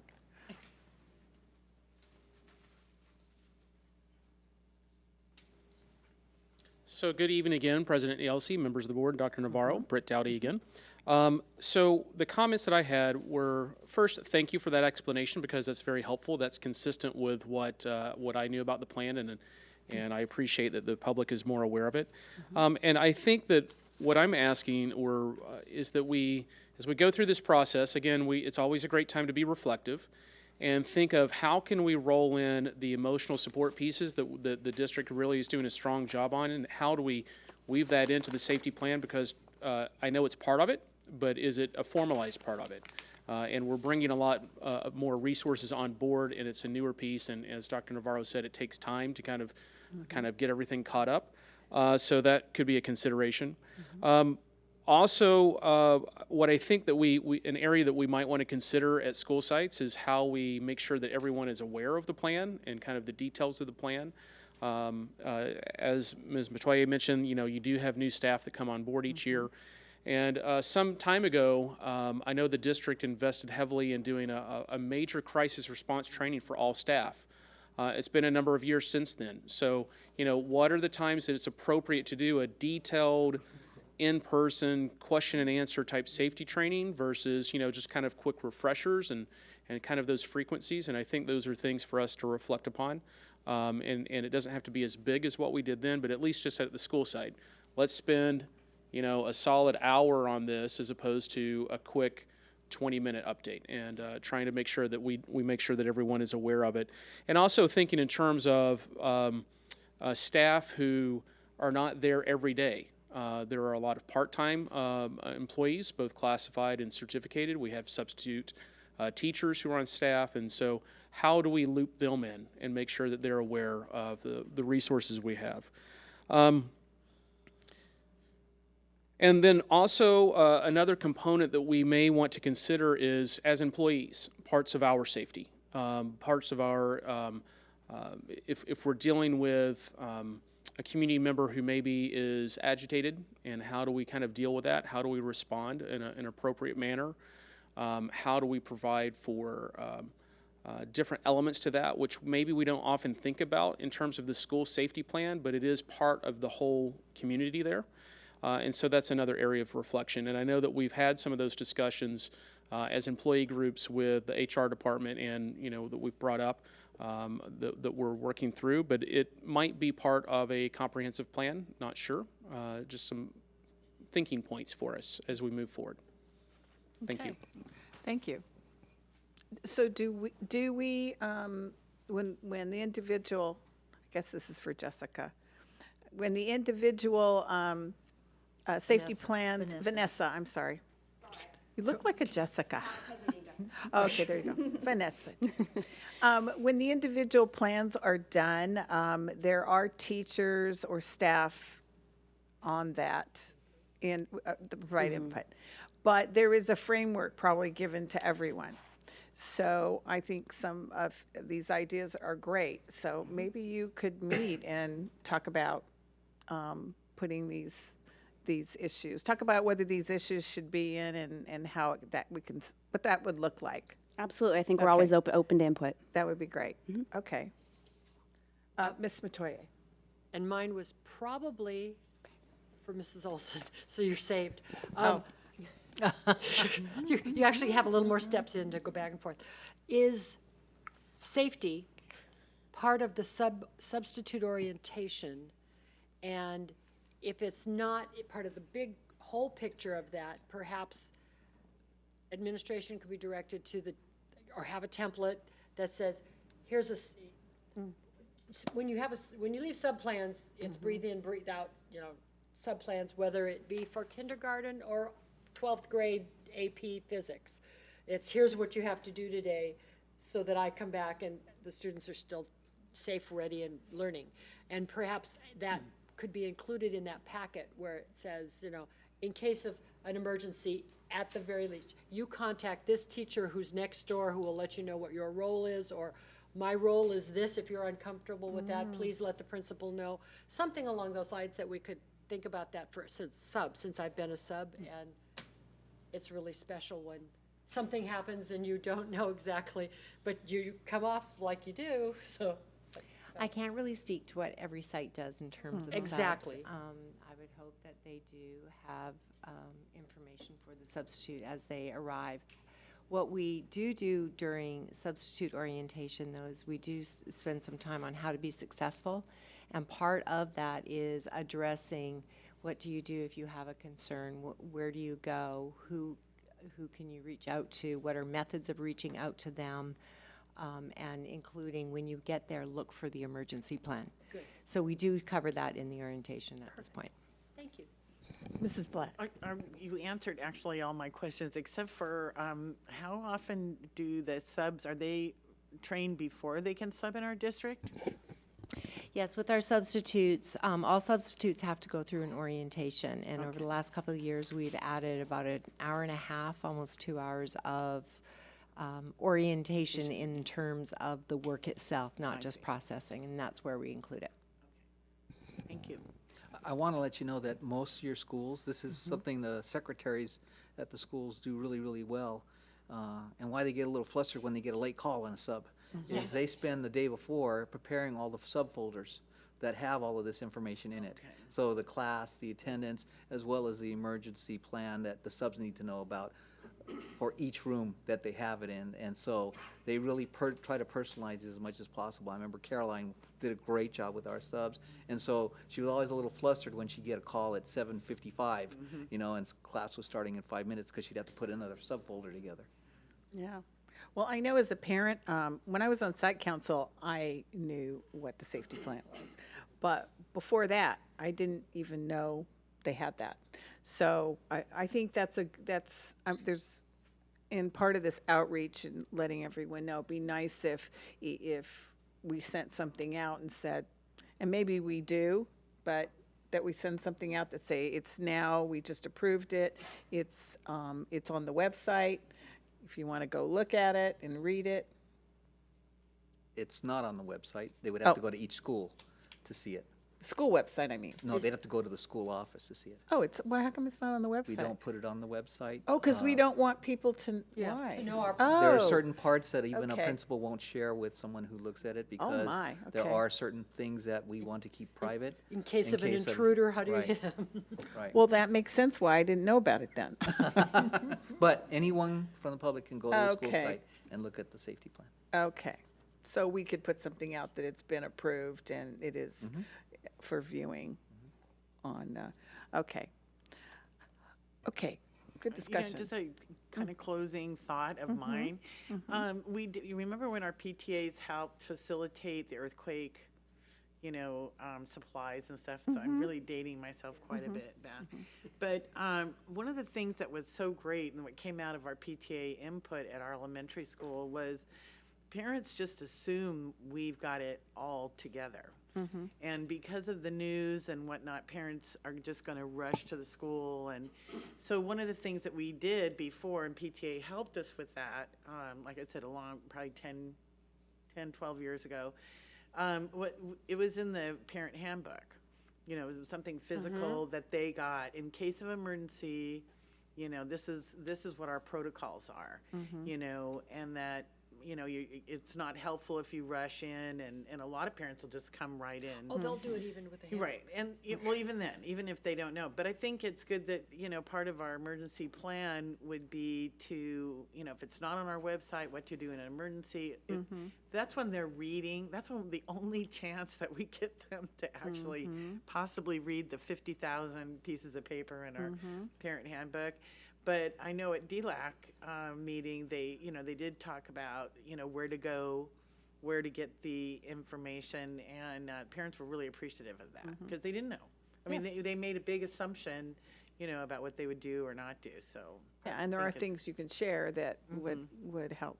Are they still hard copy? Because I remember that we were switching over to electronic handbooks, and it may be site specific, but I want to think that we always had 10, or we gave them all to kindergarten and then updated them online. It was in a transitional process. I would think they'd I have to believe have it's both both. of them. Okay. We do have hard copies, and of course, it's digitally available as well. Okay, yeah, because I don't think we can assume that everybody's going to go online and check it out. I mean, No. as much as we want them and to do that, I think it's more important. I liked having a handbook. One thing that is digital, and this happened several years back, is that the police departments have our school buildings on digital. Oh, yes, So they that in case they ever have to come in, Right. and they know where to go and what rooms are where and what closets are where. If Our you dial, buses- if you dial 911 from a classroom, the fire department or dispatch knows what room you are in what school that 911 came from. That's awesome. That is, it's great. Thank you. Okay, any more comments? Okay. I move that we approve item 15B3, comprehensive school safety plans. Second. Okay, all in favor? Aye. Any opposed? Okay. Board member reports. I'm going to start with Ms. Black. Well, I am really sad to have missed our dinner, but this one thing I appreciate so much about our board is that we all take our turns and do things, but it was actually quite delightful to go to DLAC, and we moved it up because of our President's Week, and I hate to say ski week, but Because most people don't ski. most people don't ski, right. It was amazing, and so I would also like to send kudos out to Vanessa Gailey and her staff. Amazing, amazing presentation, and also to our DLAC parents. Normally, there was something else going on that night, so they were, because we moved up the week, so, but we still had over 35 people there. And they were, broke up into groups, and they worked on the LCFF questionnaire. And so we actually, I got to head up a table that was a translation table from Spanish to English. And we actually had parents there that needed the translation. And we had a couple parents from the Corona del Mar side, and they are learning Spanish so they can participate in DLAC. More effectively. More effectively. But they're, it was really very positive. The other thing that happened that, was amazing, we got a lot of feedback, so I'm really, anxious to hear, all the data that we collected from the parents, and they were very forthcoming, very genuine, sincere. When we also had the Dr. D show, Dr. D'Agostino did an amazing presentation on the marijuana issue and drugs, and the parents were, again, just so grateful for that. It had really amazing questions and input. And I promised this one father that I would mention this, and I think it's an amazing job, and I'm sure it's on Phil's radar as well. But he said, we go to such great lengths. Both the mother and, two parents put this out and said, we allow this music that we're not sure what they're saying, rap music and whatnot. We allow all this type of, negative, music and celebration, gaming and whatnot that, that isn't necessarily positive in sending a good message into our own households. And so she was kind of saying, if you don't like that, it's, to put your foot down. It's your home, and, and those are the rules and whatnot. And then this dad chimed in and said, yeah, well, we see the alcohol and the, great fun, commercials out there. And he said, I think it would go a long way if we were to, spend the money, come together as a community, the different entities, and talk about, being sober, and how great it is. And so then I had to chime in with project-based learning because, that's my only goal in being on a school board is to get that into our schools. Because I really do think it's so positive. It gives, an opportunity to every child that maybe doesn't feel like they belong. But there's more choices for a student and for teachers for that matter. We have so many teachers now that have signed up, for engineering. And I mean, it's just amazing because they're getting bitten by it. But it's the relevance of education. Why is it relevant? Why do I need to be here? And the worst thing, and I swore and I never said it, and I'm sure my kids will differ with me, but because I said so isn't an answer, at least not in my household. And so I think they deserve it, and our students deserve to understand why it is. And I think that father really had something to share with the community, and he was wonderful. I thought he was very articulate and a little nervous, but he was willing to step up and help support our district. So I said, well, I'll work on getting another committee together. But I think that even our own students who, the digital media arts and, the business marketing, we have our own talent. And then I'm sure, our students would be willing to share that, with the district, so. Sure. I just saw a tweet today on supporting computer science curriculum. Yeah. And don't get me started. Coding.org. But we've gotten a head start on that already because we're exploring, coding in our classes and technology. Practical learning isn't what it was when I was in school. Right.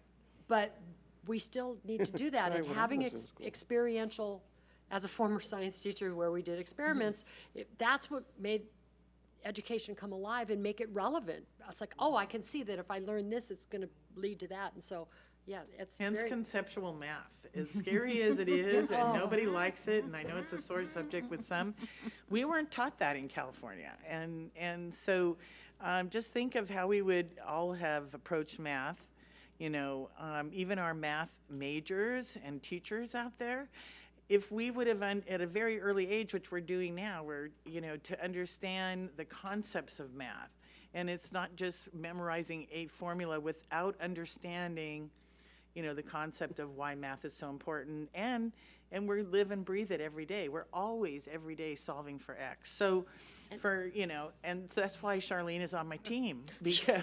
And math facts, just for those of us that say, oh my gosh, they still have to learn their time. Yes, they do. Yeah. Kids still have to learn their math facts. They need to know the times tables, and you still have to do that. And when parents say, there's no homework, I'm thinking, good grief, get out the flashcards and help the kids, because that is still part of the curriculum. That's right. It's just, it's and learning your teachers are ABCs is still part of reading, and letter sounds are part of reading, so are math facts part of all of this experiential integrated math, so. Oops. Okay, thank you. Thank you. Ms. Franco? I attended the meeting of the Orange County School Reorganization Committee meeting last Wednesday. I'm trying to remember my dates now. Yeah. And it was exceedingly interesting for 2.5 hours.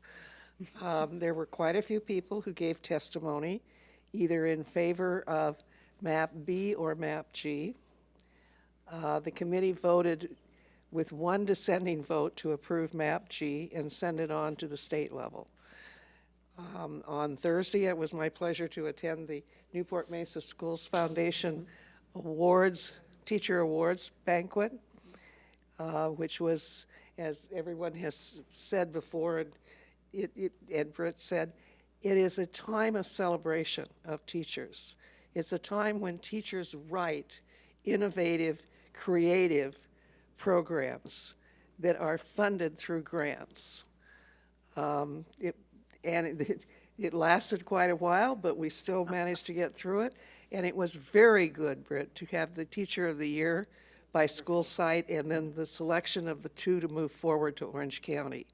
I don't believe we've done the selection of the two to move on before at that dinner. So, and then Sunday, it was also fun to attend the accreditation meet and greet WASC team from Newport Harbor High School. Lots of people there, lots of department chairs, parents, DLAC committee, not DLAC, ELAC committee members from Newport Harbor, parents from the foundation, parents from PTA, who are meeting with this group to to evaluate, if you will, the culture of Newport Harbor. And I think it will be very positive, I hope, because this is a school that I've been involved with since 1974, and it has changed with the times. And so my hope is that it also gets a 6-year accreditation. Okay, thank you. Mr. Davenport. Just kudos to the Newport-Mesa Schools Foundation for all they do to facilitate teachers' progress and furthering the education they're able to give their students. And kudos to Sally Davenport, who organized the dinner. It was wonderful. It's a lot of work. Yeah, it is. Ms. Floor. Mrs. Well, Floor. unfortunately, I missed the dinner. I was the guest of the Orange County Business Council and got to hear from the Shark Tank, Brian Herchovich, who's one of the sharks on Shark Tank. It was quite interesting. And they do an outstanding job, and Alma Harris happens to sit on that, that board, so that's kind of cool. But here, we've got lots of things going on. I had the pleasure of participating with the Arts Commission, and we had 2 wonderful presentations, one from Wilson School, their orchestra that started tiny and now it is quite large, and they were marvelous. And then the Costa Mesa High School dance team. And it was really an opportunity organized by, we have 2 meetings a year. This was organized to meet with our partners in the arts community. And so we heard from the William Lyon Museum, who sends and provides kids opportunities to go out there, and it's more about history, but they're also very interested in partnering with us and looking at the high schools, not just in history, but in aviation and the science of aviation. So that was one of the partners, Segerstrom Center for the Arts, of course, the Costa Mesa Arts Commission. So that was wonderful. And of course, you know, it's always dangerous when you put 2 board members together. And so Shar was also there. And we were just sort of chit-chatting at lunch. Fabulous place to eat lunch for any of you that want to know. They have a little cafe at the Arts and Dance Conservatory that's called Monkey Business. Fabulous food, very reasonable, and all the money that they raise goes to support the homeless, so it's fabulous. But we were just talking about the unused space on these 2 screens before the board meetings, and we had the opportunity to watch several different activities, loops of kids' performances and things throughout the school, so we thought, well, why not entertain? Board meetings are not supposed to be entertaining, but we could entertain by just putting them on a loop before the board meeting, so people could sit here and watch fabulous, you know, our kids doing all sorts of different things. And, you know, teachers could submit what they're doing and put them up there, and so that we just. Matthew's not here. I know. Matthew was there. He was there. So that was just a small suggestion that 2 board members came up with. Also, I do want to request that CSBA has sent out a resolution calling for full funding of education by 2020. That's a lofty goal. So I would like to request that we get that on the agenda for our next meeting so we can send it up to CSBA to present to the governor. Mrs. Flora, it's only $1,900 per student. So that's what we need to fully fund. Well, we're going for the whole state. I'm really concerned about the federal government, so we're going to be starting to, I'll start sending out things because they've actually cut all the funding. President Trump has cut all the funding for arts, public television, broadcasting, which in some communities is where our kids first get some information, exposure to academics. I also attended the WASC, and then I had the wonderful opportunity to participate last night with CSEA. Their leadership development group was meeting, and Dr. Navarro and I were able to have a great conversation with them about school board governance, what it means, explain what the Ralph M. Brown Act is, talk about some of our policies of how we've, as a result of some of the issues that have occurred, how we are addressing those through policies, because that's what the board does. It doesn't do the how, it says the what, and we tell our staff the what, what we want, and it's up to staff to get it implemented. And if it doesn't, we have to have an explanation of why.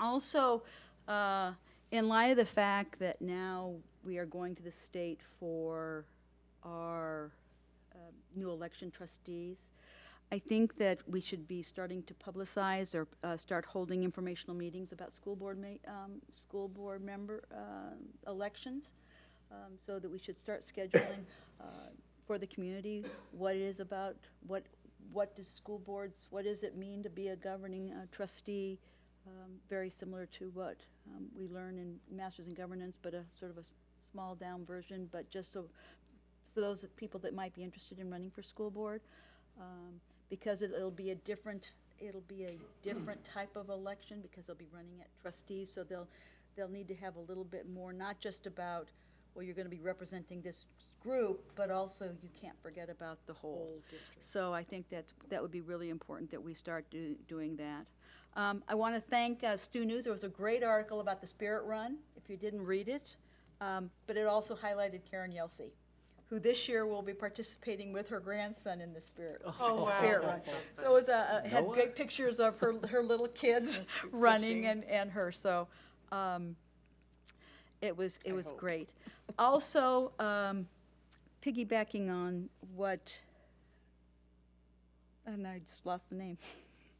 Vicky. Vicky. Years ago, we had on a Saturday a parent university, in which we had a number of classes. It was held at Newport Harbor High School. There were classes offered for parents, not just because we've done that currently for our English language learner families. This was for every parent, and parents could choose 3 or 4 different sessions. It was all.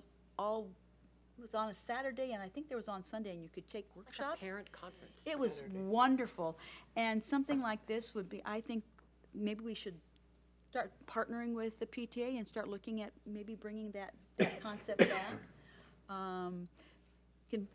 Has a whole host of different, from going, applying for college, FAFSA, grades, whatever it is, mental health. I think that this might be something that we should to take a look at. And finally, just because I have a kid in it, and I know that the new law change that has now allows CIF to have competitive cheer. So, and we just had Corian come, and she was in a competition. It's not cheerleading at a high school football game.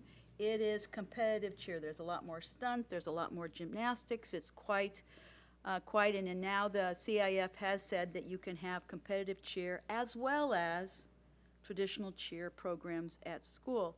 And so one of the issues becomes in terms of parity with other CIF sports, uniforms, travel, etc. And I know that there are some schools have elected not to do competitive cheer, while some have. And so I would just like to have a question about starting to look and start a review and start asking whether we've got schools. We know that Costa Mesa has competitive cheer, so they have both. So I think we need to have some conversations about policies and sort of start taking a look at that, because it can get quite expensive. And then, of course, it's going to be in competition with all of the private cheer places that are all around. And then, finally, there were a couple of questions about the closed captioning, and I'm hoping that maybe we can get that on our websites, all our websites, as to the rationale and the reason why we are still taping, but there is a reason for this. And I have a question, and perhaps Annette, my brain, could answer it. Are all governmental agencies going to be required to do the closed captioning? And if they are not doing it now, are they out of compliance?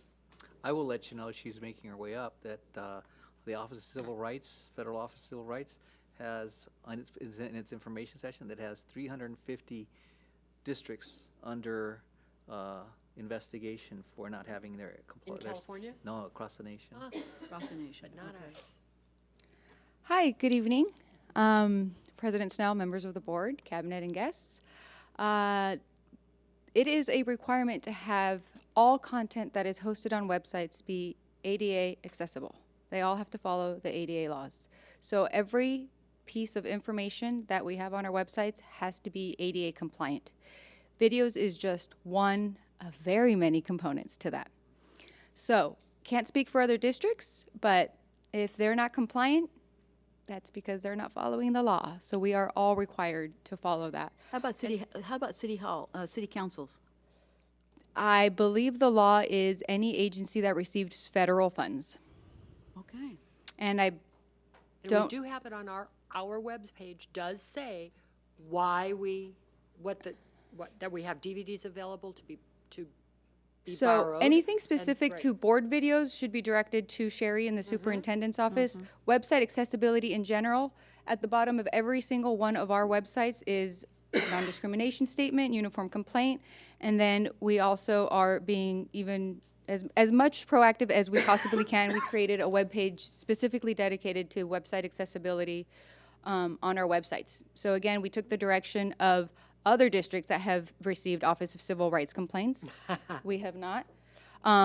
Orange County Department of Ed, and just the fact that it's a law and we have to follow it. So we're actually very ahead of the curve on this compared to other school districts. We aren't ahead of the curve as far as meeting the law in its entirety as of right now. That's why we have this page, so anyone that finds any ADA errors on here can let us know. But it is a law, and if you're not ADA compliant on your websites, they're in violation of it. So however they want to handle it or ignore it, it's up to them. So if a school district, and I believe the Orange County Department of Ed falls into this, they are not televised, are they? So we actually, our office has been in multiple email exchanges with some of the community members that have voiced concerns here before you regarding this issue. And I don't know the numbers. I don't have the email in front of me. But Matthew Jennings in my office has been amazingly championing this project. And he reviewed nearby school districts, and I don't know the numbers, but most of them don't even offer videotaping. They don't, they're not on. So some school districts, their local cities show the school board meetings. Some of them just provide written transcript of it. Some of them don't provide anything other than come in and we'll give you a transcript of the board meeting. So we're one of very few districts that would offer video hosting on the websites, and I believe there are still some that offer that service on their website now, and they're not closed captioned, so they're violating the laws. But again, I want to assure you that we're doing what we need to be doing to ensure that we're compliant, regardless of other school districts not being on board with the law. Annette, and there's translations that have to be done in closed caption as well, right? Translations? Yeah, like in Spanish. So it depends. So just my department, anything that's on the website needs to be ADA accessible. So all of the content. If we're specifically talking about videos, if somebody comes up here and talks in Spanish, yes, the video needs to say, oh, Annette Franco was talking about ADA compliance on our website. And then if I happen to talk to you in Spanish, hola, buenas noches, quiero hablar con ustedes de tal cosa, then it needs to say, oh, Annette said, buenas tardes, quiero hablar, you know. So yes, if someone's speaking in Spanish, we do need to translate that and transcribe that in Spanish. And it has to, and it has no, it has to be, It stays in, It's Directly quoted, instantaneous. whatever it is. It's a video. So Yeah. whatever is said in the video, if we're hosting the video on our website, it has it automatically. So right now on our homepage, I pointed to this, I think it was the last meeting or the one before that, we do have a video that's hosted on our homepage, and it does have closed captioning on there. So if you click it, there's a little closed captioning button, and everything that is verbally said in that video is also written out, just like you do if you watch the news when you're at the gym. Everything's closed captioned. So that's what we're required to do for all videos. and even the service that was mentioned by Ms. O'Meara, that is a 48-hour turnaround. And So it's it not doesn't qualify. instantaneous. It's not instantaneous, so we wouldn't be able to load it until it was completely done. And instantaneous causes some issues also, because if you are at the gym watching the news, sometimes you go, what? That couldn't possibly be what they just said. So we want to make sure that what we say is quoted correctly. And you're held to a higher standard than the news or the Yes, we sports are. stations. We have to be Like the honest. example I gave last time, if you want to write this ship. Yes, Yes. there you go. Got it. So again, I know there's a lot of attention on the board videos because we have been providing board videos on our website to our community, which is amazing that we do that. But there's so much more to website accessibility than just videos, and we're doing a great job of getting there. And that's why we have that page dedicated to website accessibility, because we don't have it all figured out just yet. So if you do see something that's not compliant on our websites, let us know. We'll fix it, remove it, or do whatever it is we need to do to ensure that we stay ahead of this. Okay. And then I just have just another question that if we could get a report. I know that there were some comments regarding large class sizes. And could we have, and we know that we get a report but now is coming the time when we're having kindergarten roundups. They're going to be starting, we're going to be starting.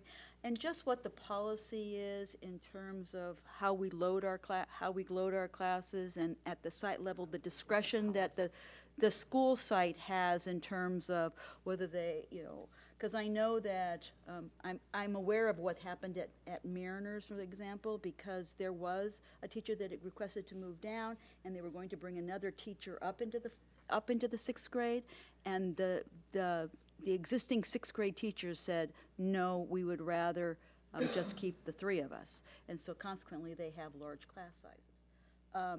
But I would just like to have some discussion or just a presentation about how you guys go about loading class size. I mean, I know that Paul used to do, give us every Yeah. once in a while, Yeah. here's what you do. We- and We take the can give you an analysis of how we compare to other districts. That'd be great. Okay, but I think what's important to remember is that unlike a six-pack of soda, kids don't come in Perfect. packs of 24 or No. packs of 20, and so every school has a bubble, okay? Now, it might be a bubble of small numbers, or it might be a bubble of big numbers. And often, as in the example you've given, the consideration is to keep the classes at the primary grades lower if you can. Sometimes you can't. Sometimes you do have 24 in a kindergarten class or 25. But, those are, if you look across the whole school, they're pretty good. But, and Kurt Serb deals with the elementary, and he's explained it to me many times. Kirk and Russell and I have dealt with secondary, and I can tell you that's even a bigger puzzle, but oftentimes because you have bigger faculties, you can even it out more. And you can't always do that, especially in a small elementary school. Oh, in a small elementary school, it's so difficult. And I know that for me, as a teacher and as a principal, we ended up with big class sizes. Usually it was because I would rather have a few more kids than have a combo. And that's usually when a large class size happened. And that resulted from the criteria for the staffing allotments. And I can't tell you how many times I begged, but if you give me one teacher, I will have no combos. And if you don't give me that teacher, I will have 4 combos because of the way the kids are ordered. And sometimes it worked and sometimes it didn't. Sometimes we had lots of combos. And that was because my school at the time was very small. Yeah.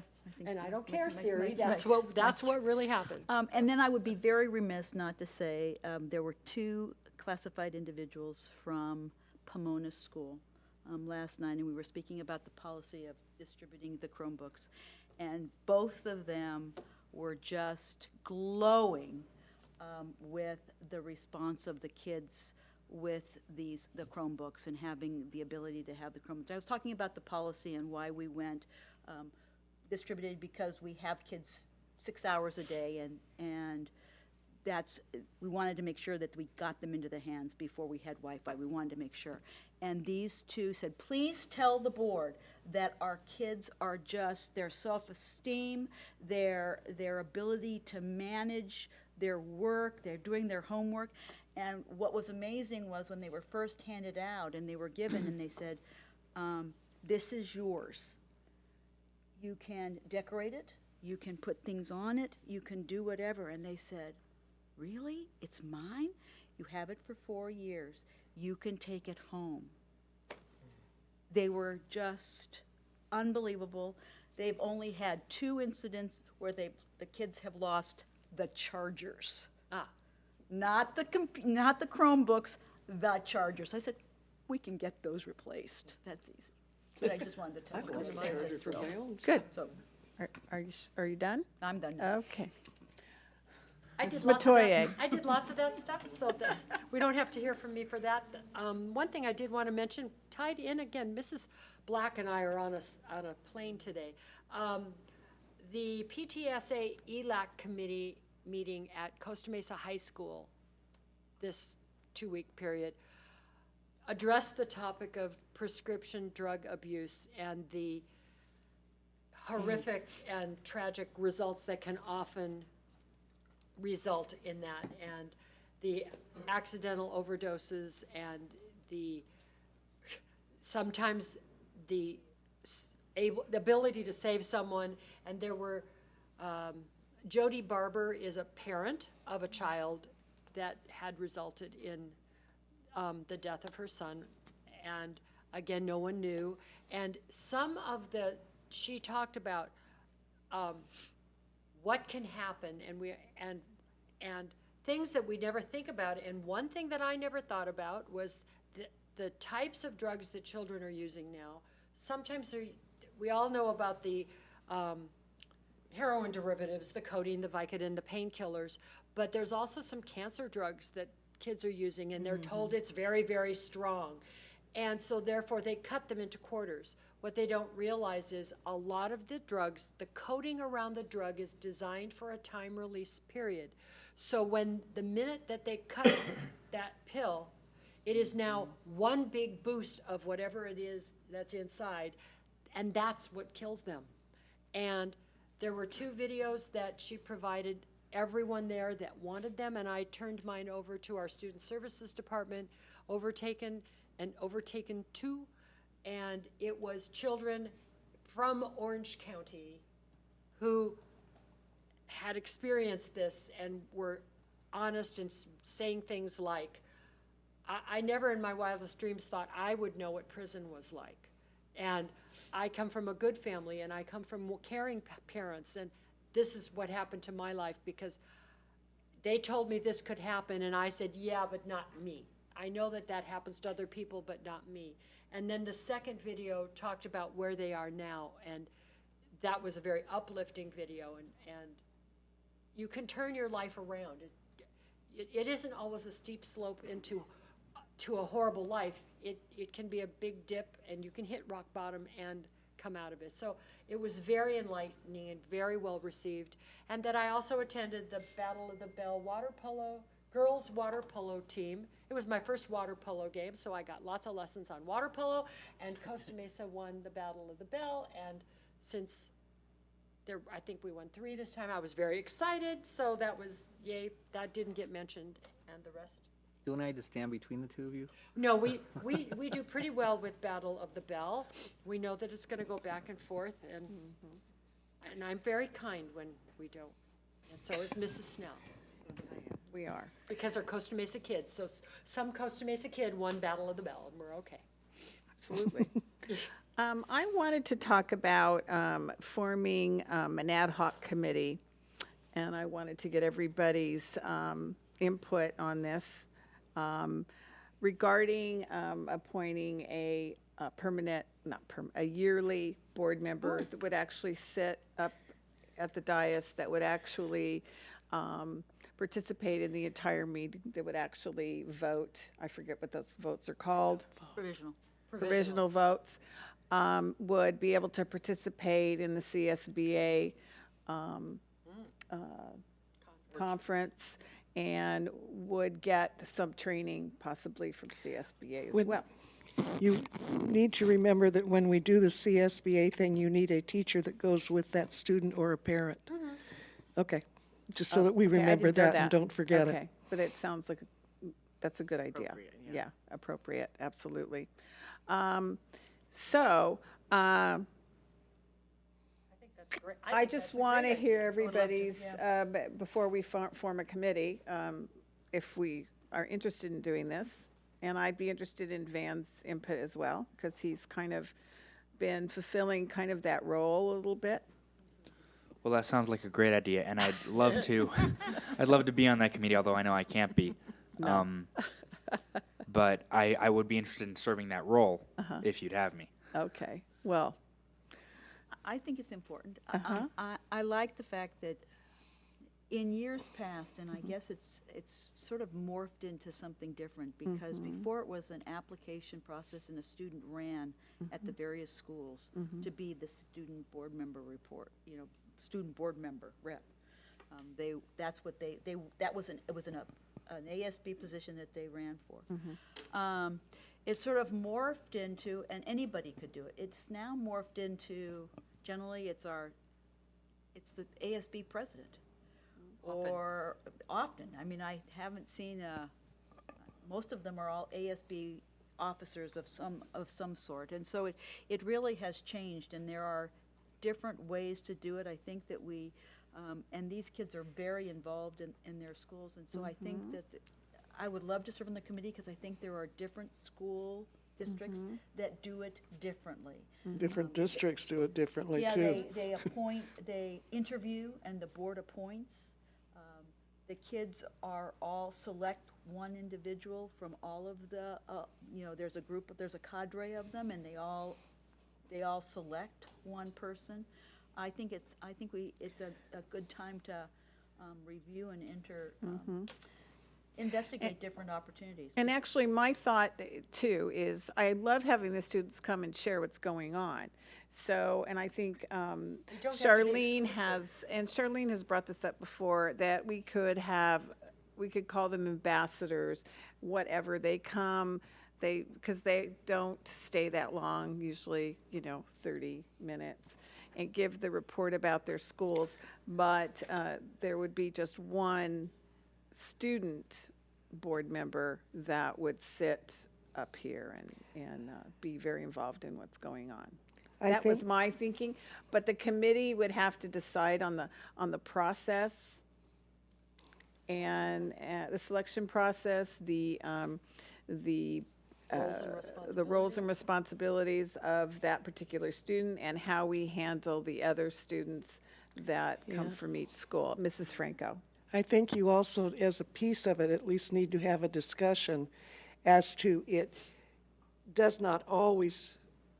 would not always be a student from the same high school.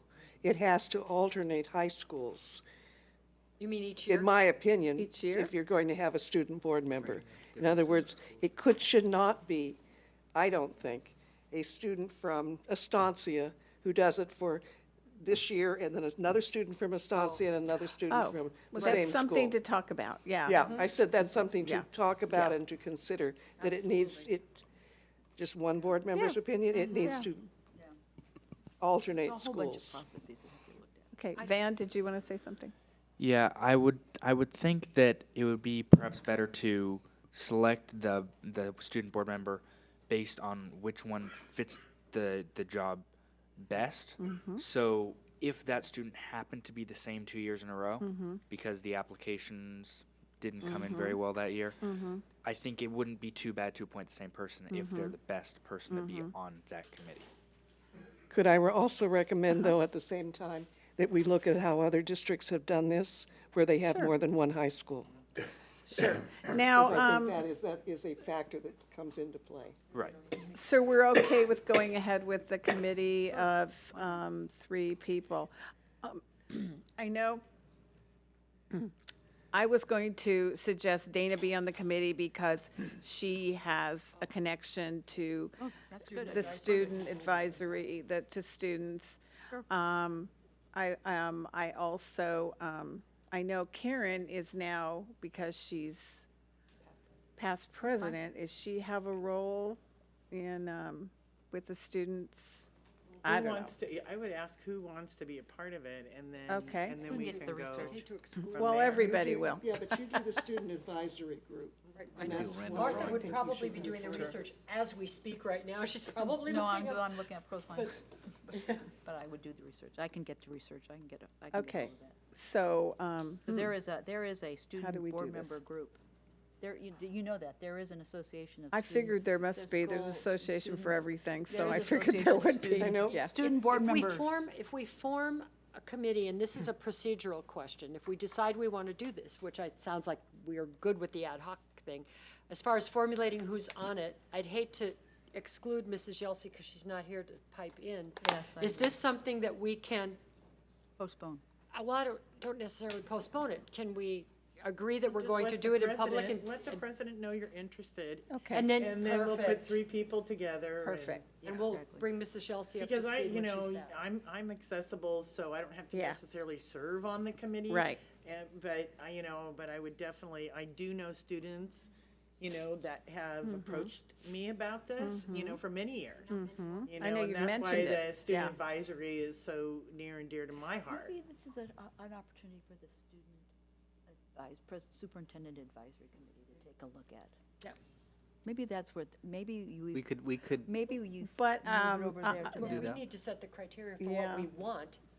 My concern is Two. if you're on the committee, that you might be seen as being excluded because you participated in how, in the requirements and, I think those are pretty clear, because I think you can get those, I think there are policies on what student board members do and what their rights are.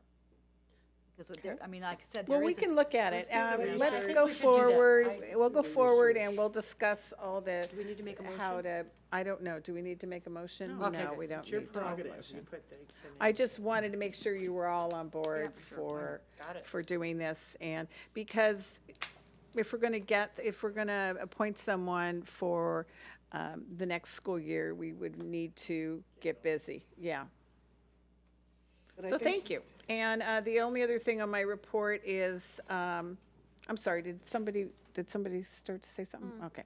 The only other, I was just going to remind you about the Costa Mesa Youth Sports Council meeting. okay, I'll ask for that after my report. Sure.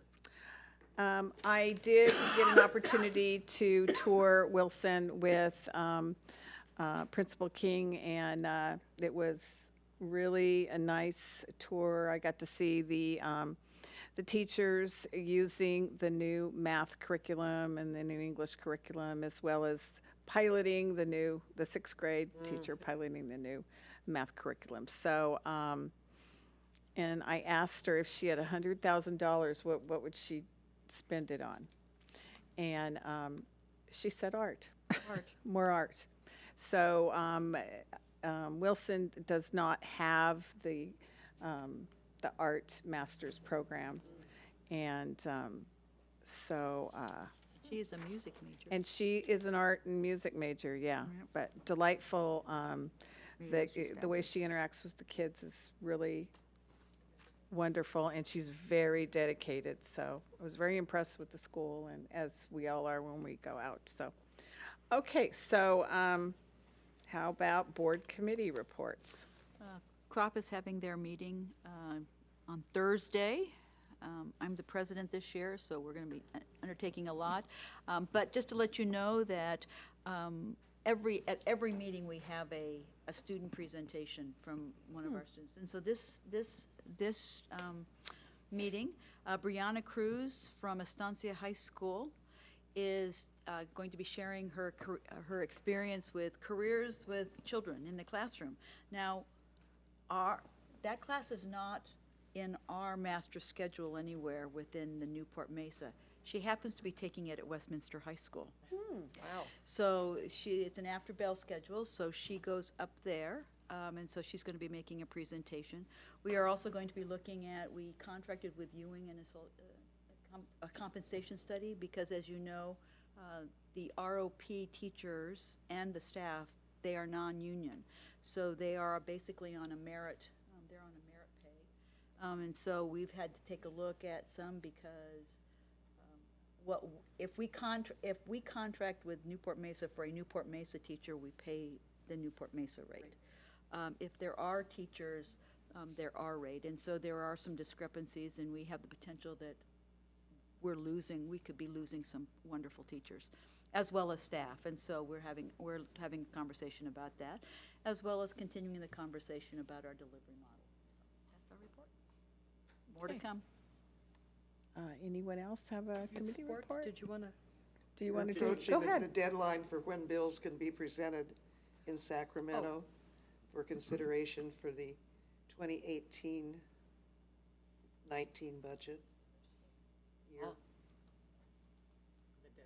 The deadline, I think it's isn't it almost the 15th, which is tomorrow? Or is it the end of February? You looking at me? No, I'm looking at. Yeah, I'd have to look it up. I know, I have to look it up too, Yeah. but I think it's usually been the end of the month when they can present bills, and then they begin to go through the process of being set up for committee hearings and that kind of thing. Right, and if they don't make it by But I'm not that positive, it deadline, could be then the 15th. there's nothing going to be, I have they 2 wouldn't dates in consider mind. anything. Okay, the Youth Sports Committee that we attended, it meets regularly with all the stakeholders of the city of Costa Mesa and all the youth sports groups, including our high schools and our district officials. And 2 things came out of that meeting. Costa Mesa United was saying, if you have a grant that you want to be fulfilled by Costa Mesa United, get that paperwork in now, because the district, and also get information from our staff, needs to get to M&O. They need to get it to M&O so they know what they can work on and get their priorities squared away. And that Dr. Bauermeister will now be the district representative at the meetings to relieve Mr. Marsh to do his job out in the field. And because meetings are our life, Dr. Bauermeister is going to be representing the district. So it's a really great meeting. If you ever want to go to a meeting that's very positive and proactive, and concerns come out and results happen, it's a great meeting. The first Wednesday of the month at 7:30 a.m. AM. Sans BYO coffee. Okay, that's all the committee reports. So informal reports. Just want to remind everybody that last week was the we celebrated counselors. Counselors. Okay, and late last week I got this letter from the Orange County Department of Ed, and it's an honor to let you know that Janice Doozy, counselor at Costa Mesa, was one of their counselors of the year. Okay, so she is a recipient of the 2018 OC Pathways Counselor Award. Yay! So we're proud of Doug. Janice. Well deserved. Yes. She is so great. Thank you. Okay. No report. Okay. You had asked that I give you an update on the Estancia pool and refilling that pool. So here we go. This last little bit, the team has installed the acid tank and meter for the pool, caulked the joints on the deck, and repaired all of the pool lights but one that is on back order and will hopefully be coming in soon. It won't hold anything up. Oh, we good. would do it later if we need to. So that's gone really well. And right now, what we're doing this week is putting the coating on the pool so that it will cover the plaster and the plaster repair. And we were able to get the ADA lift installed early. We thought that was going to be a longer lead time. Good. It's come in early, so things are going well with Good. restoring the pool. We just have to wait for On rain time, so then. that we can fill it up, right? Don't rain, please, we don't want rain. I don't want rain. No report. Okay, no report, no report, no report. People want to go home early. Okay. Move to adjourn okay. in Mr. Noonan's Memory. Okay, a second? Second. All in favor? Aye. Aye. Okay, let's go home. 23.